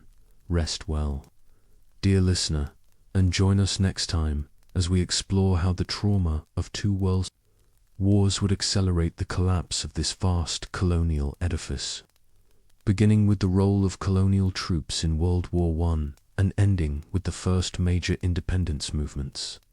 Until then, let these tales of imperial expansion and growing resistance carry you gently into peaceful dreams of distant lands and the quiet stirrings of freedom. Sweet dreams, and thank you for continuing this journey with our Sleepy Crown family tonight. Ferdinand, later known as Archduke Franz Ferdinand of Austria, would be assassinated in Sarajevo on June 28, 1914, triggering a chain of events that would transform France's colonial empire from a source of pride into a military necessity and ultimately plant the seeds of its own destruction. As political movements gained momentum across French colonies, the distant thunder of European artillery suddenly transformed colonial subjects from resistance fighters into conscripted soldiers. When World War I erupted in 1914, France faced a military crisis that would force it to rely heavily on its vast empire. The scale of colonial mobilization was unprecedented. Approximately 600,000 colonial troops were ultimately drawn into Europe's bloodbath, including 275,000 North Africans, 190,000 West Africans, and tens of thousands from Indochina, Madagascar, and other territories. These colonial soldiers, particularly the tirailleurs Senegalese from West Africa, found themselves thrust into the most nightmarish conditions of modern warfare. French military planners deliberately deployed them as shock troops in the most dangerous frontline positions at battles like Verdun and the Somme, where they endured casualty rates exceeding 25%. Despite their sacrifice, these soldiers remained second-class participants. In a war supposedly fought for liberty and civilization, the military mobilization extended beyond the battlefield. Over 220,000 colonial workers were transported to France to replace French laborers who had been sent to the front. These men toiled in factories, mines, and dockyards, creating an unprecedented migration flow from colonies to metropolitan France. For many, this was their first exposure to the mother country they had been taught to revere, an experience that often revealed the contradiction between France's lofty ideals and the reality of racial prejudice. Even as colonial subjects were dying on European battlefields, French authorities worked to maintain the illusion of imperial unity and purpose. In 1916, Paris hosted a colonial exhibition designed to showcase colonial contributions to the war effort. The exhibition presented a carefully crafted narrative of imperial solidarity, while simultaneously reinforcing racial hierarchies through its portrayal of colonial peoples as exotic, primitive, and dependent on French guidance. The war transformed colonial territories themselves into battlegrounds. In Africa, Allied forces, including colonial troops, fought to capture German colonies like Cameroon and Togo. Meanwhile, the Ottoman Empire's entry into the war and declaration of jihad created complex challenges for French authorities in Muslim North Africa, who feared religious solidarity might undermine military recruitment. This forced France to implement elaborate policies that maintained control while continuing to extract manpower from these territories. For colonial subjects who survived the conflict, the war experience created a profound paradox. Men who had witnessed Europeans slaughtering each other in unprecedented numbers could no longer accept myths of Western superiority. Those who had fought alongside French soldiers expected recognition and rights commensurate with their sacrifice. Instead, they returned to colonies where discrimination remained entrenched and their contributions were quickly forgotten. The paradox extended to France itself. While celebrations emphasized the imperial family fighting together, colonial veterans returned with heightened expectations that France either couldn't or wouldn't fulfill. This disconnect planted seeds that would later blossom into independence movements across the empire. The very men who had fought to preserve the French Empire had, through their exposure to European ideals and European weaknesses, begun to envision a world beyond colonial rule. Those seeds of discontent, watered by the blood of colonial soldiers on European battlefields, erupted into organized resistance movements across the French Empire. While the 1931 Paris Colonial Exhibition showcased imperial glory to 8 million visitors, behind the romanticized displays lurked a growing storm of nationalist movements that would eventually tear the empire apart. The Paris Peace Conference of 1919 became a pivotal moment in colonial history. Delegations from Vietnam, Algeria, and other territories arrived in Versailles with petitions for greater rights or independence. Inspired by President Wilson's principles of self-determination, their hopes were quickly dashed as France, far from loosening its grip, tightened control over its colonial possessions in the aftermath of the war. In Algeria, the formation of the Étoile Nord-Africaine in 1926 marked a watershed moment. Founded by Algerian workers in France, this organization boldly demanded complete independence decades before the eventual Algerian War. The movement gained traction partly because of France's broken promises to veterans who had fought for the motherland only to return home to continued discrimination. Vietnam saw similar developments. with the emergence of the Vietnamese nationalist Party VNQDD in 1927. This revolutionary organization led the Yen Bay Mutiny of 1930, challenging French authority before being brutally suppressed. That same year, a young revolutionary named Ho Chi Minh founded the Indo-Chinese Communist Party, representing a new phase of resistance that combined nationalist aspirations with Marxist ideology and international support. Economic hardship during the Great Depression further fueled colonial unrest. As unemployment rose and living conditions deteriorated, resources continued flowing from colonies to France. This economic exploitation became increasingly difficult to justify, especially as educated colonial subjects pointed out the contradiction between French republican ideals and colonial practices.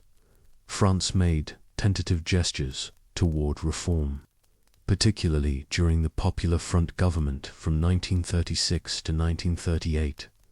The Bloom-Violet proposal sought to extend French citizenship to a select group of educated Algerians. However, its failure to pass the French Parliament only reinforced revolutionary sentiments. The message was clear: meaningful change would not come through peaceful reform.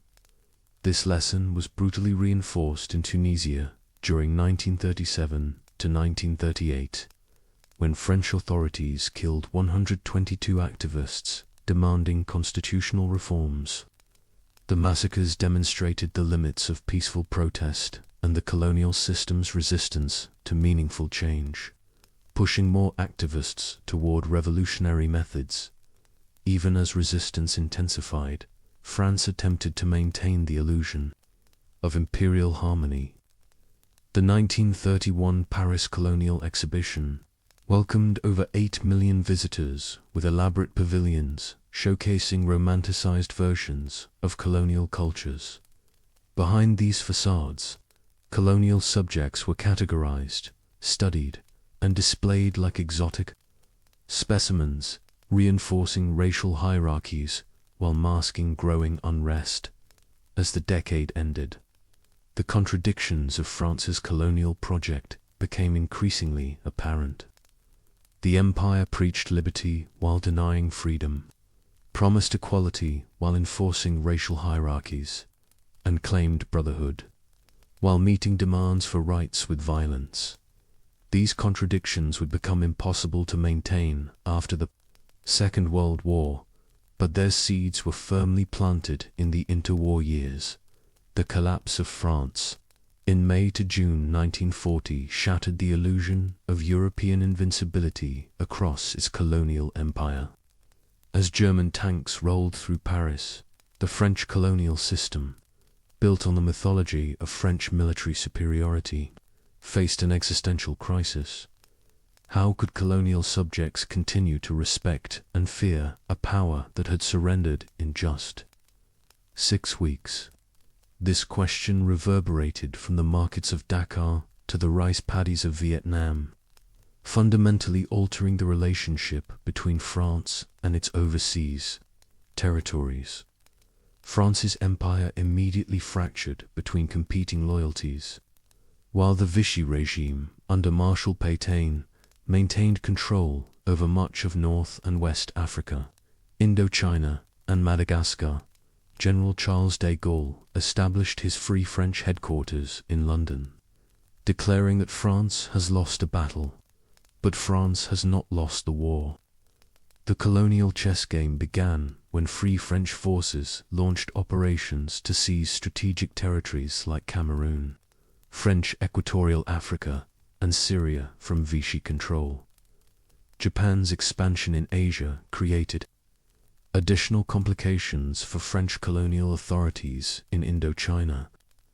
The French colonial administration was forced into a humiliating arrangement, maintaining day-to-day control, while Japanese military forces occupied key positions and commandeered resources. This arrangement lasted until March 9, 1945, when Japan executed a lightning coup, disarming French garrisons and imprisoning colonial officials. This power vacuum created the perfect opportunity for Vietnamese nationalists under Ho Chi Minh to organize and prepare for independence. The strategic importance of North Africa led to Operation Torch in November 1942, when Anglo-American forces landed in Morocco and Algeria. The landings triggered complex reactions among colonial officials and local populations, with some Vichy forces resisting before switching allegiance to the Allies. For many North Africans, seeing powerful American forces arrive while France remained occupied reinforced growing doubts about French claims of superiority. Colonial soldiers became essential to France's military resurrection when de Gaulle needed to rebuild French forces after the Metropolitan Army's collapse. He turned to the Empire. The Free French Army that eventually helped liberate Europe was largely composed of African soldiers. At Monte Cassino in Italy, North African and West African troops fought with distinction in some of the war's most brutal mountain combat. During the liberation of Paris in August 1944, colonial soldiers made approximately 65% of the French 2nd Armored Division that entered the city first. Though many were quickly removed from the victory parade to present a whiter image of French liberation. While France celebrated victory in 1945, colonial subjects expected recognition and reward for their sacrifices. De Gaulle had convened the Brazzaville Conference in 1944, where limited reforms were proposed for French Africa, but independence remained explicitly off the table. The message was clear: France intended to maintain its empire while offering only minimal concessions. This disconnect between expectations and reality fueled anti-colonial movements. In Madagascar, growing nationalist sentiment erupted into open rebellion in March 1947. Anti-colonial fighters launched coordinated attacks against French military installations and European settlements. France's response was ruthless, sending reinforcements that used torture, summary executions, and forced resettlement. When the uprising was finally suppressed in 1948, between 30,000 and 80,000 Malagasy people had perished. As France's colonial troubles mounted in Africa, its once prized possession in Indochina was slipping through its fingers. The battle that would ultimately break France's imperial spine wasn't fought in the deserts of North Africa or the jungles of Madagascar, but in a remote valley in Vietnam that most French citizens couldn't even locate on a map. World War II had fundamentally altered the colonial equation. When Japan surrendered in 1945, a power vacuum opened in Southeast Asia. Ho Chi Minh seized this moment to declare Vietnam's independence, reading a declaration directly inspired by America's own founding document. France, however, was determined to reassert control over what it considered a jewel of its empire, despite the clear warning signs that the colonial era was ending. The conflict that erupted in 1946 highlighted a profound military mismatch. France deployed modern weaponry, aircraft, and professional soldiers, many of whom had just finished fighting against Nazi Germany. The Viet Minh, meanwhile, started with a ragtag collection of obsolete weapons and improvised explosives. What the Vietnamese lacked in military hardware, however, they compensated for with superior knowledge of the terrain and overwhelming popular support. The war quickly settled into a devastating pattern. French forces controlled urban centers and major highways during the day, while Viet Minh fighters ruled the countryside at night. Vietnamese guerrillas mastered the art of ambush, striking isolated French outposts before melting back into the jungle or nearby villages. French military planners gravely miscalculated the conflict's nature. They prepared for a conventional war while facing what was essentially a people's revolution by 1950. The Cold War had transformed the struggle. Communist China provided crucial weapons and training to the Viet Minh after Mao Zedong's victory. Soviet advisors offered strategic guidance, turning a local independence movement into an international confrontation. The human cost mounted relentlessly. Colonial troops, including those from Morocco, Algeria, Tunisia, and Senegal, bore the brunt of the fighting. These soldiers, fighting to maintain a colonial system that also subjugated their own homelands, faced a particular moral quandary. Meanwhile, Vietnamese civilians endured bombings, forced relocations, and food shortages as the war devastated their homeland. By 1953, French public opinion had soured on what increasingly appeared to be an unwinnable war. The military leadership made a fateful decision, establishing a fortified base at Dien Bien Phu, near the Laotian border, to draw Viet Minh forces into a conventional battle where superior French firepower could prevail. It proved to be a catastrophic miscalculation. General Vo Nguyen Giap, the brilliant military strategist who led Viet Minh forces, surrounded the French position with artillery pieces that French intelligence believed couldn't possibly be transported through the mountainous jungle. More than 10,000 Vietnamese porters had manually hauled these heavy guns piece by piece across seemingly impassable terrain, assembling them in positions overlooking the French camp. When the assault began in March 1954, the outcome was virtually certain. For 56 days, Vietnamese forces pounded the French position, gradually overrunning defensive positions while cutting off air resupply. On May 7th, the garrison surrendered, with over 10,000 French soldiers marching into captivity. The psychological impact of the defeat reverberated far beyond Vietnam. A European colonial power had been decisively beaten by an Asian independence movement, a result previously considered impossible by Western military planners. The Geneva Conference that followed partitioned Vietnam temporarily at the 17th parallel, with elections scheduled to reunify the country in 1956, the same year that France surrendered at Dien Bien Phu. A new colonial crisis erupted across the Mediterranean. On November 1st, 1954, the National Liberation Front (FLN) launched coordinated attacks across Algeria, marking the beginning of what would become France's most traumatic decolonization struggle. Unlike Vietnam, Algeria represented something fundamentally different in the French colonial mindset. After 132 years of French rule, Algeria wasn't considered a mere colony, but an integral part of France itself, divided into 3 French departments and represented in the National Assembly. What made Algeria unique was its complex demographic reality. Over 1 million European settlers, known as Pieds Noirs, had built lives there over generations. Many families had lived in Algeria for decades, viewing it as their rightful home. This deep-rooted European presence created a situation unlike any other in France's crumbling empire.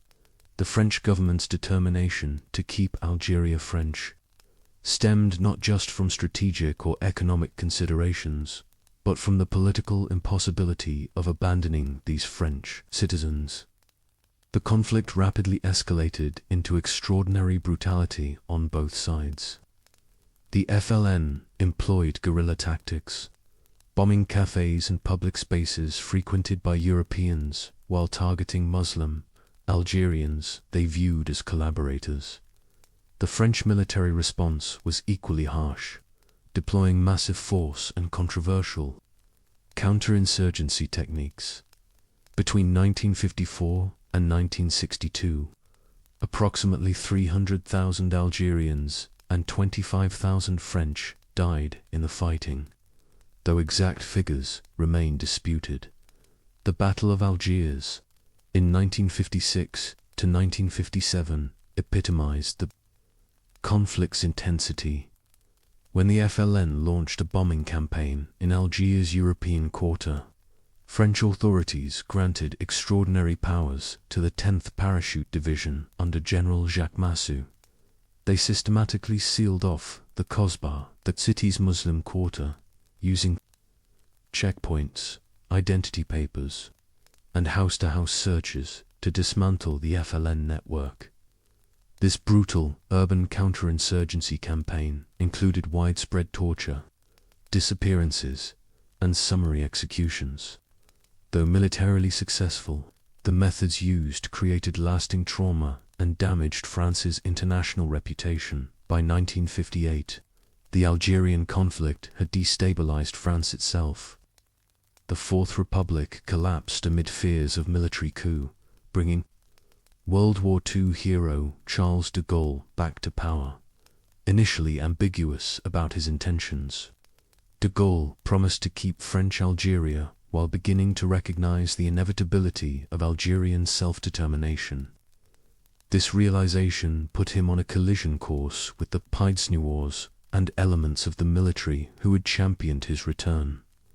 The war's brutality only intensified. The French constructed electrified border barriers along the Tunisian and Moroccan frontiers to prevent FLN fighters from seeking sanctuary. Meanwhile, the military relocated over 2 million rural Algerians into regroupment centers to separate them from insurgents, creating miserable conditions that further alienated the population. The French deployed over 400,000 troops at the conflict's peak, more than they had used in Indochina. By 1961, international pressure mounted against France. The newly independent African nations supported Algeria at the United Nations, while Cold War rivals exploited France's colonial struggles. More importantly, domestic French opinion had shifted. Conscripted soldiers returned with disturbing accounts of the war. Intellectuals like Jean-Paul Sartre denounced French actions, and public protests grew. In April 1961, four retired generals attempted a military coup in Algeria, which de Gaulle put down through a televised appeal to the nation. The writing was on the wall. France's centuries-long empire was coming to an end, though remnants of its overseas territories remained. The dream of a global French empire was over. The same nation that had once ruled vast stretches of North America, Africa, the Caribbean, and Indochina now found itself redefining its role on the world stage. In a bitter irony, many of the independence movements France had crushed were inspired by the very ideals of liberty, equality, and fraternity that had shaped France's own revolution in the years that followed. France pivoted from empire to soft power, maintaining influence through cultural, economic, and military ties with its former colonies. But the age of French colonial rule, the age of conquest, expansion, and control, was finished. Ho Chi Minh, later known as the father of Vietnamese independence, had studied in Paris in his youth, learning the very republican ideals he would later use to challenge French colonial rule. His journey from kitchen worker in the Hotel Ritz to revolutionary leader perfectly embodied the contradictions of the French colonial project, creating educated elites who would ultimately destroy the system that created them. The defeat at Dien Bien Phu and the ongoing Algerian War marked the beginning of the end for the French Empire. The myth of European superiority had been shattered by determined independence movements across 3 continents. The very ideals that France claimed to represent the revolutionary principles of 1789 had been turned against the colonial system. By leaders educated in French schools and inspired by French history, as we near the end of our 4th chapter, we've witnessed how 2 world wars accelerated the empire's decline, how colonial troops who fought for France's freedom expected their own liberation, and how determined resistance movements finally began to crack the imperial facade. The stage was now set for the final act of this imperial drama, the complete collapse of French colonial rule and the birth of a new world order based on national self-determination rather than imperial domination. Rest well, dear listener, and join us for our final journey as we explore the last desperate attempts to hold the empire together and the inevitable triumph of the independence movements that would reshape the post-war world. Until then, let these tales of awakening nationalism and fading empire carry you gently into peaceful dreams of freedom's quiet but inexorable march. Sweet dreams, and thank you for continuing this journey with our Sleepy Crown family tonight. Charles, later known as Charles de Gaulle, would emerge from political exile in 1958 to preside over the final dismantling of the French Empire, transforming from the man who had vowed to restore French greatness into the leader who would grant independence to France's remaining colonies. The defeat at Dien Bien Phu in May 1954 had shattered the myth of French military invincibility, but it was the escalating crisis in Algeria that would bring down the Fourth Republic and fundamentally reshape France's relationship with its empire. As the Algerian War intensified through the mid-1950s, the conflict began to tear apart French society itself. The use of torture by French forces, documented by journalists and witnessed by conscripted soldiers, sparked a moral crisis that divided the nation. Intellectuals like Jean-Paul Sartre and Simone de Beauvoir openly condemned French actions, while the Catholic Church struggled with the contradiction between Christian values and colonial brutality. The Battle of Algiers, which raged from 1956 to 1957, marked a turning point in both the war and French public opinion. While General Jacques Massu's paratroopers succeeded in breaking the FLN's urban network through systematic torture and house-to-house searches, the methods employed horrified many French citizens. Henry Alex's book The Question, which detailed his torture by French forces, became a bestseller despite being banned by the government, revealing the growing disconnect between official propaganda and the reality of colonial warfare. By 1958, the Algerian conflict had created a political crisis that threatened the very foundations of the French Republic. The war was costing France enormous sums. Estimates suggest over $1 billion annually, while international pressure mounted from the United Nations, where newly independent African and Asian nations consistently condemned French actions. More dangerously for the Republic, elements within the French military began to openly question civilian authority. The paratrooper units that had won the Battle of Algiers saw themselves as defending French Algeria against what they perceived as weak politicians in Paris, willing to abandon French citizens to terrorist violence.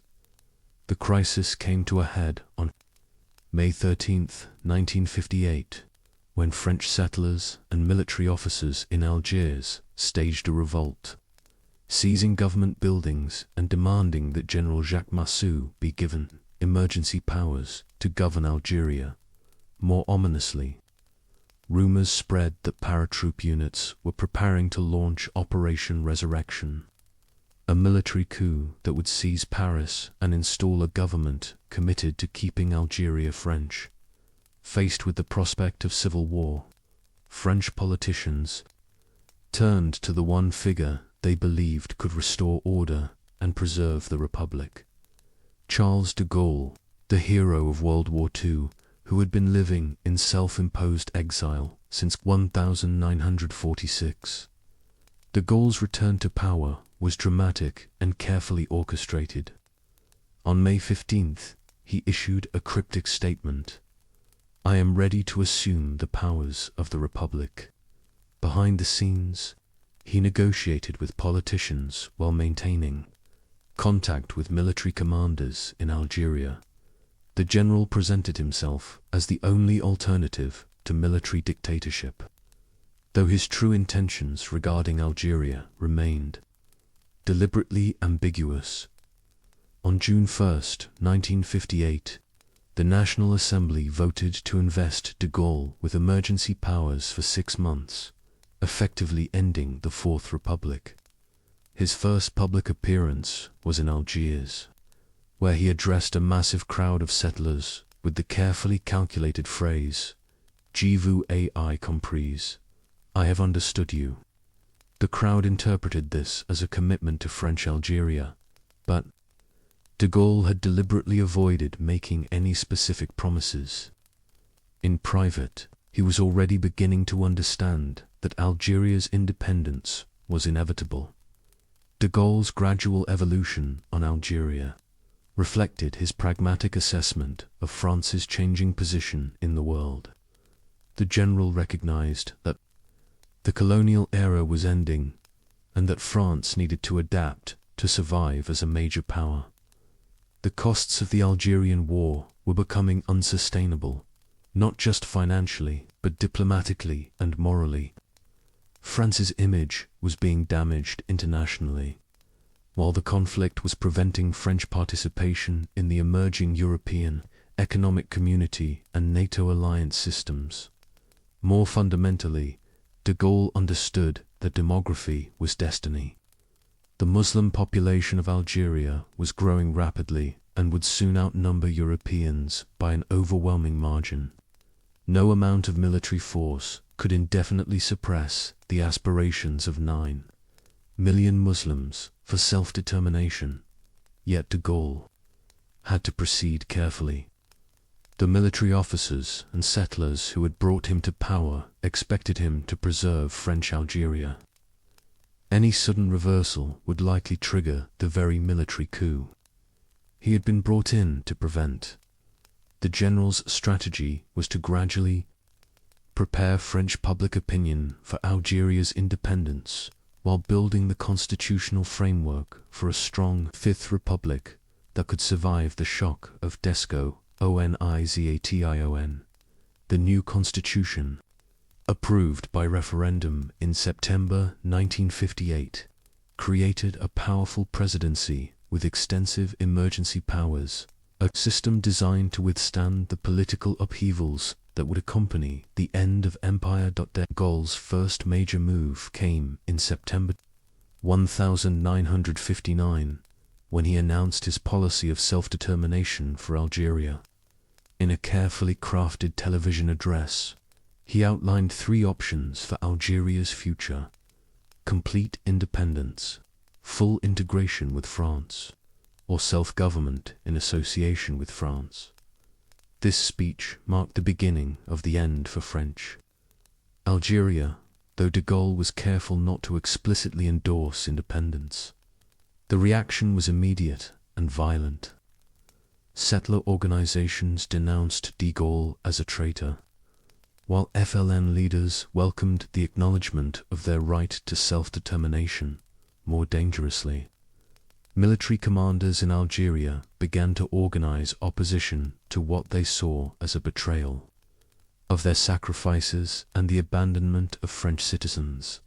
The week of the barricades in January 1960 saw settler extremists and sympathetic military units seize control of central Algiers, building fortifications and demanding de Gaulle's resignation. For 6 days, France teetered on the brink of civil war as elite paratrooper units faced off against gendarmes loyal to the Republic. De Gaulle's televised appeal for order, delivered in his military uniform, finally convinced most military commanders to remain loyal to the Republic. However, The crisis revealed the depth of opposition to his Algeria policy within the military and settler communities. As de Gaulle moved toward negotiations with the FLN, opposition crystallized around the organization Army Secret, OASA, terrorist organization founded by settler extremists and rogue military officers. The OAS launched a campaign of bombings and assassinations targeting both Muslims and French officials suspected of supporting independence. Between 1961 and 1962, the organization carried out over 12,000 attacks, turning Algeria into a three-way civil war between the FLN French forces and OAS terrorists. The most serious challenge to de Gaulle's authority came in April 1961, when, for retired generals Maurice Chally, Edmond Johad, André Zeller, and Raoul Celan launched a military putsch in Algiers. The generals' putsch aimed to seize control of Algeria and overthrow de Gaulle's government. For 4 days, it appeared that the Fifth Republic might collapse as elite military units joined the rebellion. De Gaulle's response was swift and decisive. In a televised address wearing his military uniform, he invoked Article 16 of the Constitution, assuming emergency powers and ordering all French citizens to oppose the putsch. Crucially, conscripted soldiers, many of whom carried transistor radios, heard de Gaulle's appeal and refused to follow their officers. The putsch collapsed within a week, though the 4 generals escaped to continue their opposition through the OAS. With the military threat neutralized, de Gaulle accelerated negotiations with the FLN. Secret talks had been ongoing since 1960, but now they moved toward a formal agreement. The negotiations were complex and often interrupted by violence from the OAS, which was determined to prevent any settlement that would lead to independence. The breakthrough came in March 1962 with the signing of the Evian Accords, which established the framework for Algerian independence. The agreement provided for a ceasefire, the withdrawal of French forces, and a referendum on self-determination. Crucially for the settler population, the accords guaranteed minority rights and allowed Europeans to retain French citizenship while living in an independent Algeria. The referendum, held in Algeria on July 1, 1962, produced an overwhelming victory for independence. Over 99% of voters supported ending French rule. On July 3, 1962, de Gaulle formally recognized Algerian independence, ending 132 years of French colonization. The human cost had been enormous.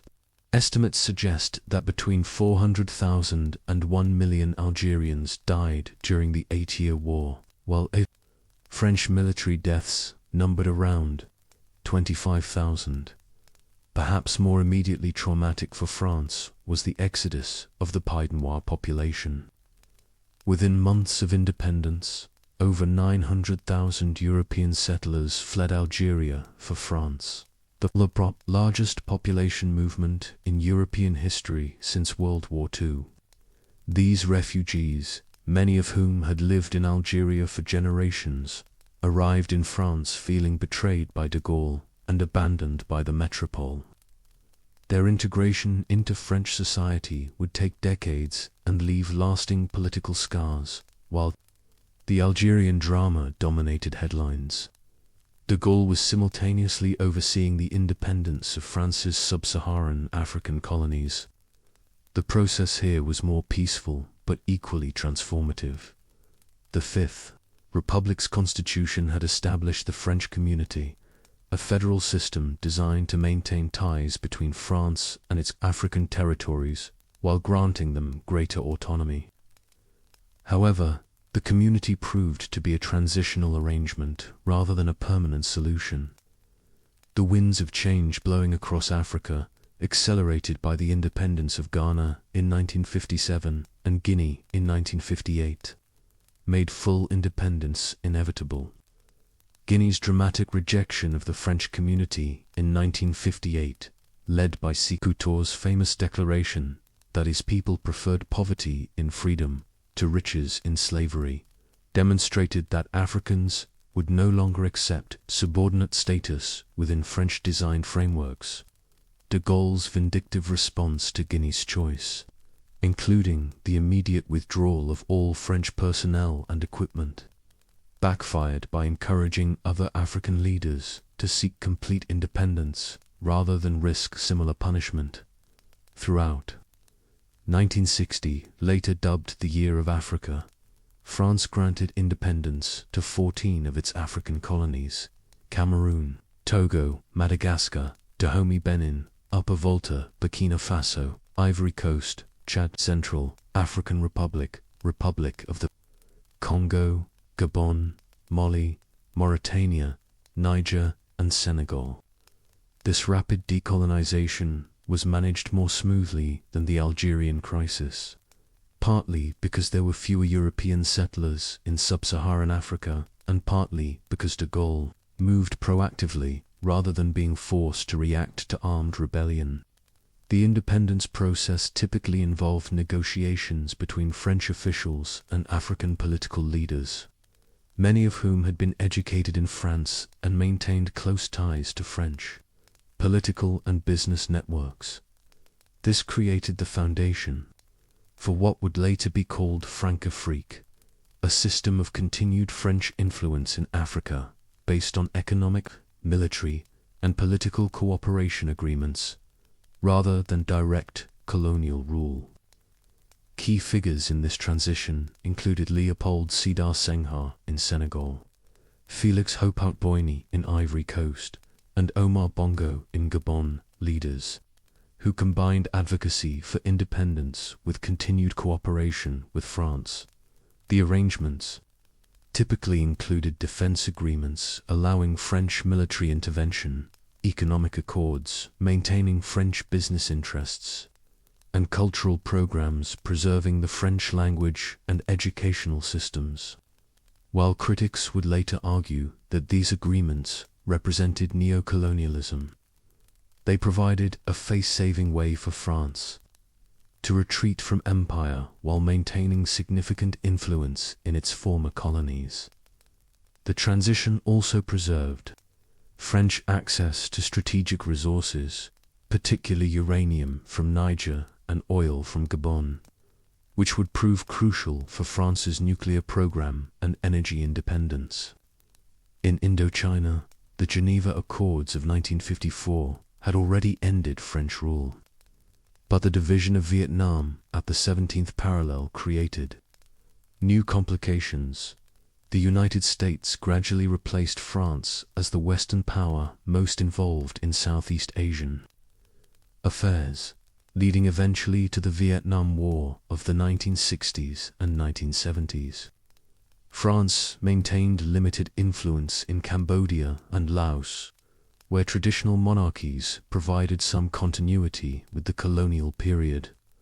But French Indochina as a political entity had effectively ceased to exist with the fall of Dien Bien Phu. The remaining French territories were scattered and relatively small. In the Pacific, New Caledonia and French Polynesia remained under French control, as did the Caribbean territories of Guadeloupe, Martinique, and French Guiana. These territories were gradually integrated into the French Republic as overseas departments and collectivities rather than colonies, providing their populations with French citizenship and representation in the National Assembly. By 1962, the great age of French colonial expansion that had begun with Jacques Cartier's voyages in 1534 had finally come to an end. The empire that had once controlled 8.6% of the world's land surface had been reduced to a collection of small islands and territories with a combined area smaller than metropolitan France itself. The transformation was remarkable not just for its speed, but for its relative peacefulness outside of Algeria and Indochina. Unlike the British Empire, which faced armed resistance in countries like Kenya and Cyprus, or the Portuguese Empire, which would fight devastating wars in Africa until the 1970s. France managed to retreat from most of its African empire without major bloodshed. This success owed much to de Gaulle's pragmatic leadership and his understanding that France's future lay in Europe, rather than in trying to maintain a crumbling empire. The general had recognized that the bipolar world of the Cold War offered little space for traditional colonial empires, and that France could better serve its interests as a leader of European integration than as an embattled colonial power. The end of the French Empire had profound consequences for France itself. The loss of colonial markets and resources forced French businesses to become more competitive in European and global markets. The influx of refugees from Algeria, combined with growing immigration from former African colonies, began to transform French society, introducing new cultural influences while creating social tensions that persist today. Politically, the trauma of decolonization strengthened support for de Gaulle's vision of an independent France capable of standing apart from both American and Soviet spheres of influence. The development of France's nuclear deterrent, achieved in 1960, symbolized this quest for independence and compensated psychologically for the loss of empire. For the former colonies, independence brought both opportunities and challenges. Many African countries struggled with artificial borders drawn during the colonial period, which often grouped together different ethnic groups or divided related populations. The economic relationships established during the independence process frequently perpetuated dependency on France, limiting the ability of African countries to diversify their economies or develop independent foreign policies. However, independence also created space for African leaders to develop their own political systems and cultural identities, free from the constraints of colonial administration. The legacy of French colonialism remained complex and contested. The mission civilisatrice had spread French language and culture across the globe, creating a francophone community that continued to provide France with cultural influence.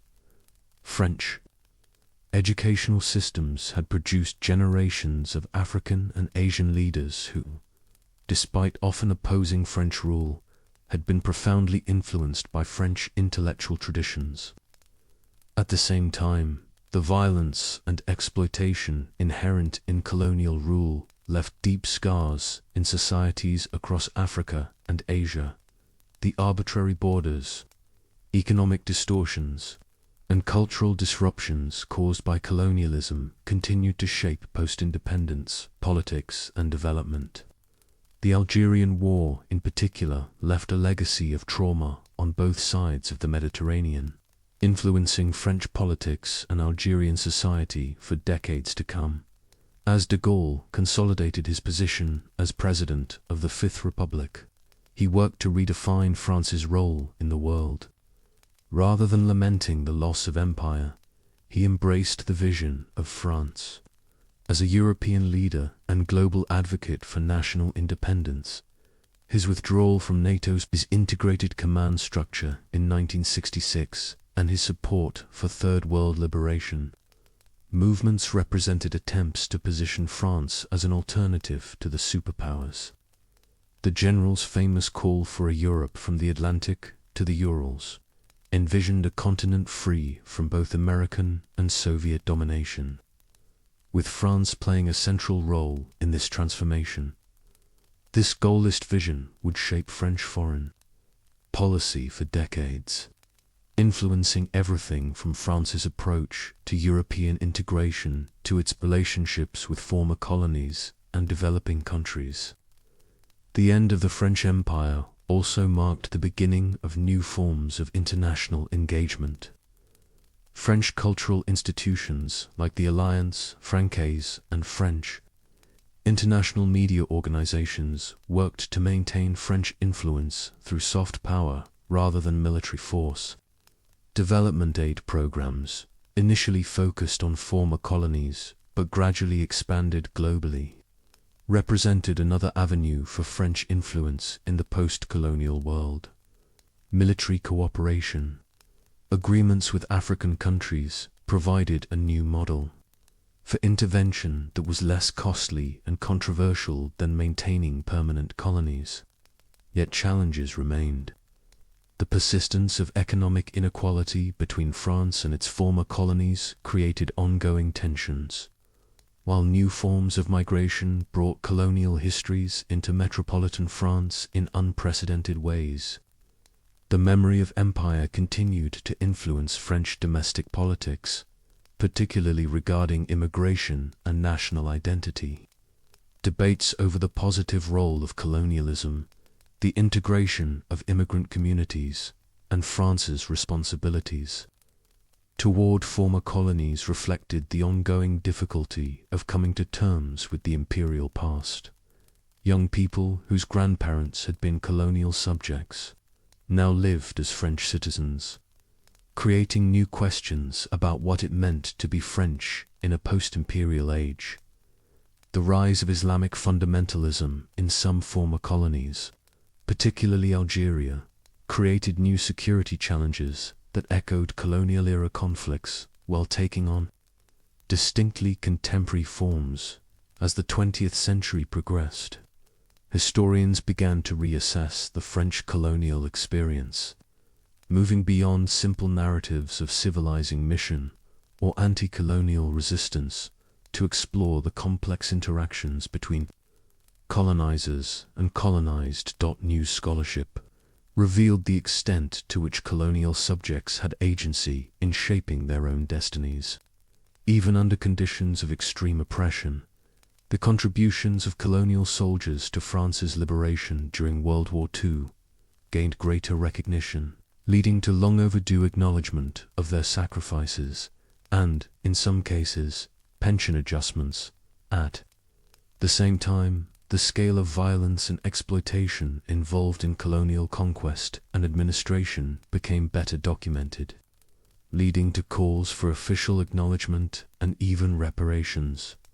The French government's gradual recognition of the use of torture during the Algerian War, culminating in President Emmanuel Macron's 2018 acknowledgement of the French state's responsibility, represented one attempt to address this colonial legacy, yet many issues remained unresolved. The status of colonial-era archives, the return of cultural artifacts to former colonies, and the teaching of colonial history in French schools continued to generate debate. Economic relationships between France and Africa remained controversial, with critics arguing that the CFA franc monetary system and preferential trade agreements perpetuated colonial-era inequalities. Immigration from former colonies continued to shape French society, bringing both cultural enrichment and social tensions as communities worked to integrate diverse populations with different historical relationships to the French state. The question of national identity in post-imperial France remained complex and contested, particularly as globalization and European integration challenged traditional concepts of sovereignty and citizenship. As we reach the end of our journey through the French Empire, we can see how the legacy of this vast colonial enterprise continues to shape our contemporary world. The borders drawn by colonial administrators still define African states, while the French language serves as a lingua franca across much of West Africa. The cultural exchanges initiated during the colonial period, however unequal their origins, created lasting connections between France and its former territories that persist in literature, music, cuisine, and intellectual traditions.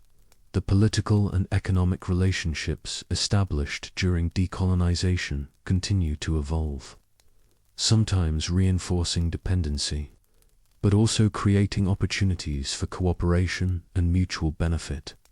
Perhaps most importantly, the end of the French Empire demonstrated that even the most seemingly permanent systems of domination could be challenged and transformed by determined resistance movements drawing on universal human aspirations for freedom and dignity. The ideals of liberty, equality, and fraternity that had motivated the French Revolution ultimately proved impossible to contain within the borders of metropolitan France. Colonial subjects, educated in French schools and inspired by French history, turned these revolutionary principles against the colonial system itself, revealing the fundamental contradiction between republican ideals and imperial domination. In this sense, the end of the French Empire represented not a defeat for French values, but their ultimate triumph, the victory of universal human rights over particularistic imperial privilege. The peaceful transitions that characterized most of French decolonization, whatever their limitations, provided models for how empires could end without devastating wars. The ongoing relationships between France and its former colonies, however imperfect, demonstrated possibilities for post-colonial cooperation based on mutual respect rather than domination.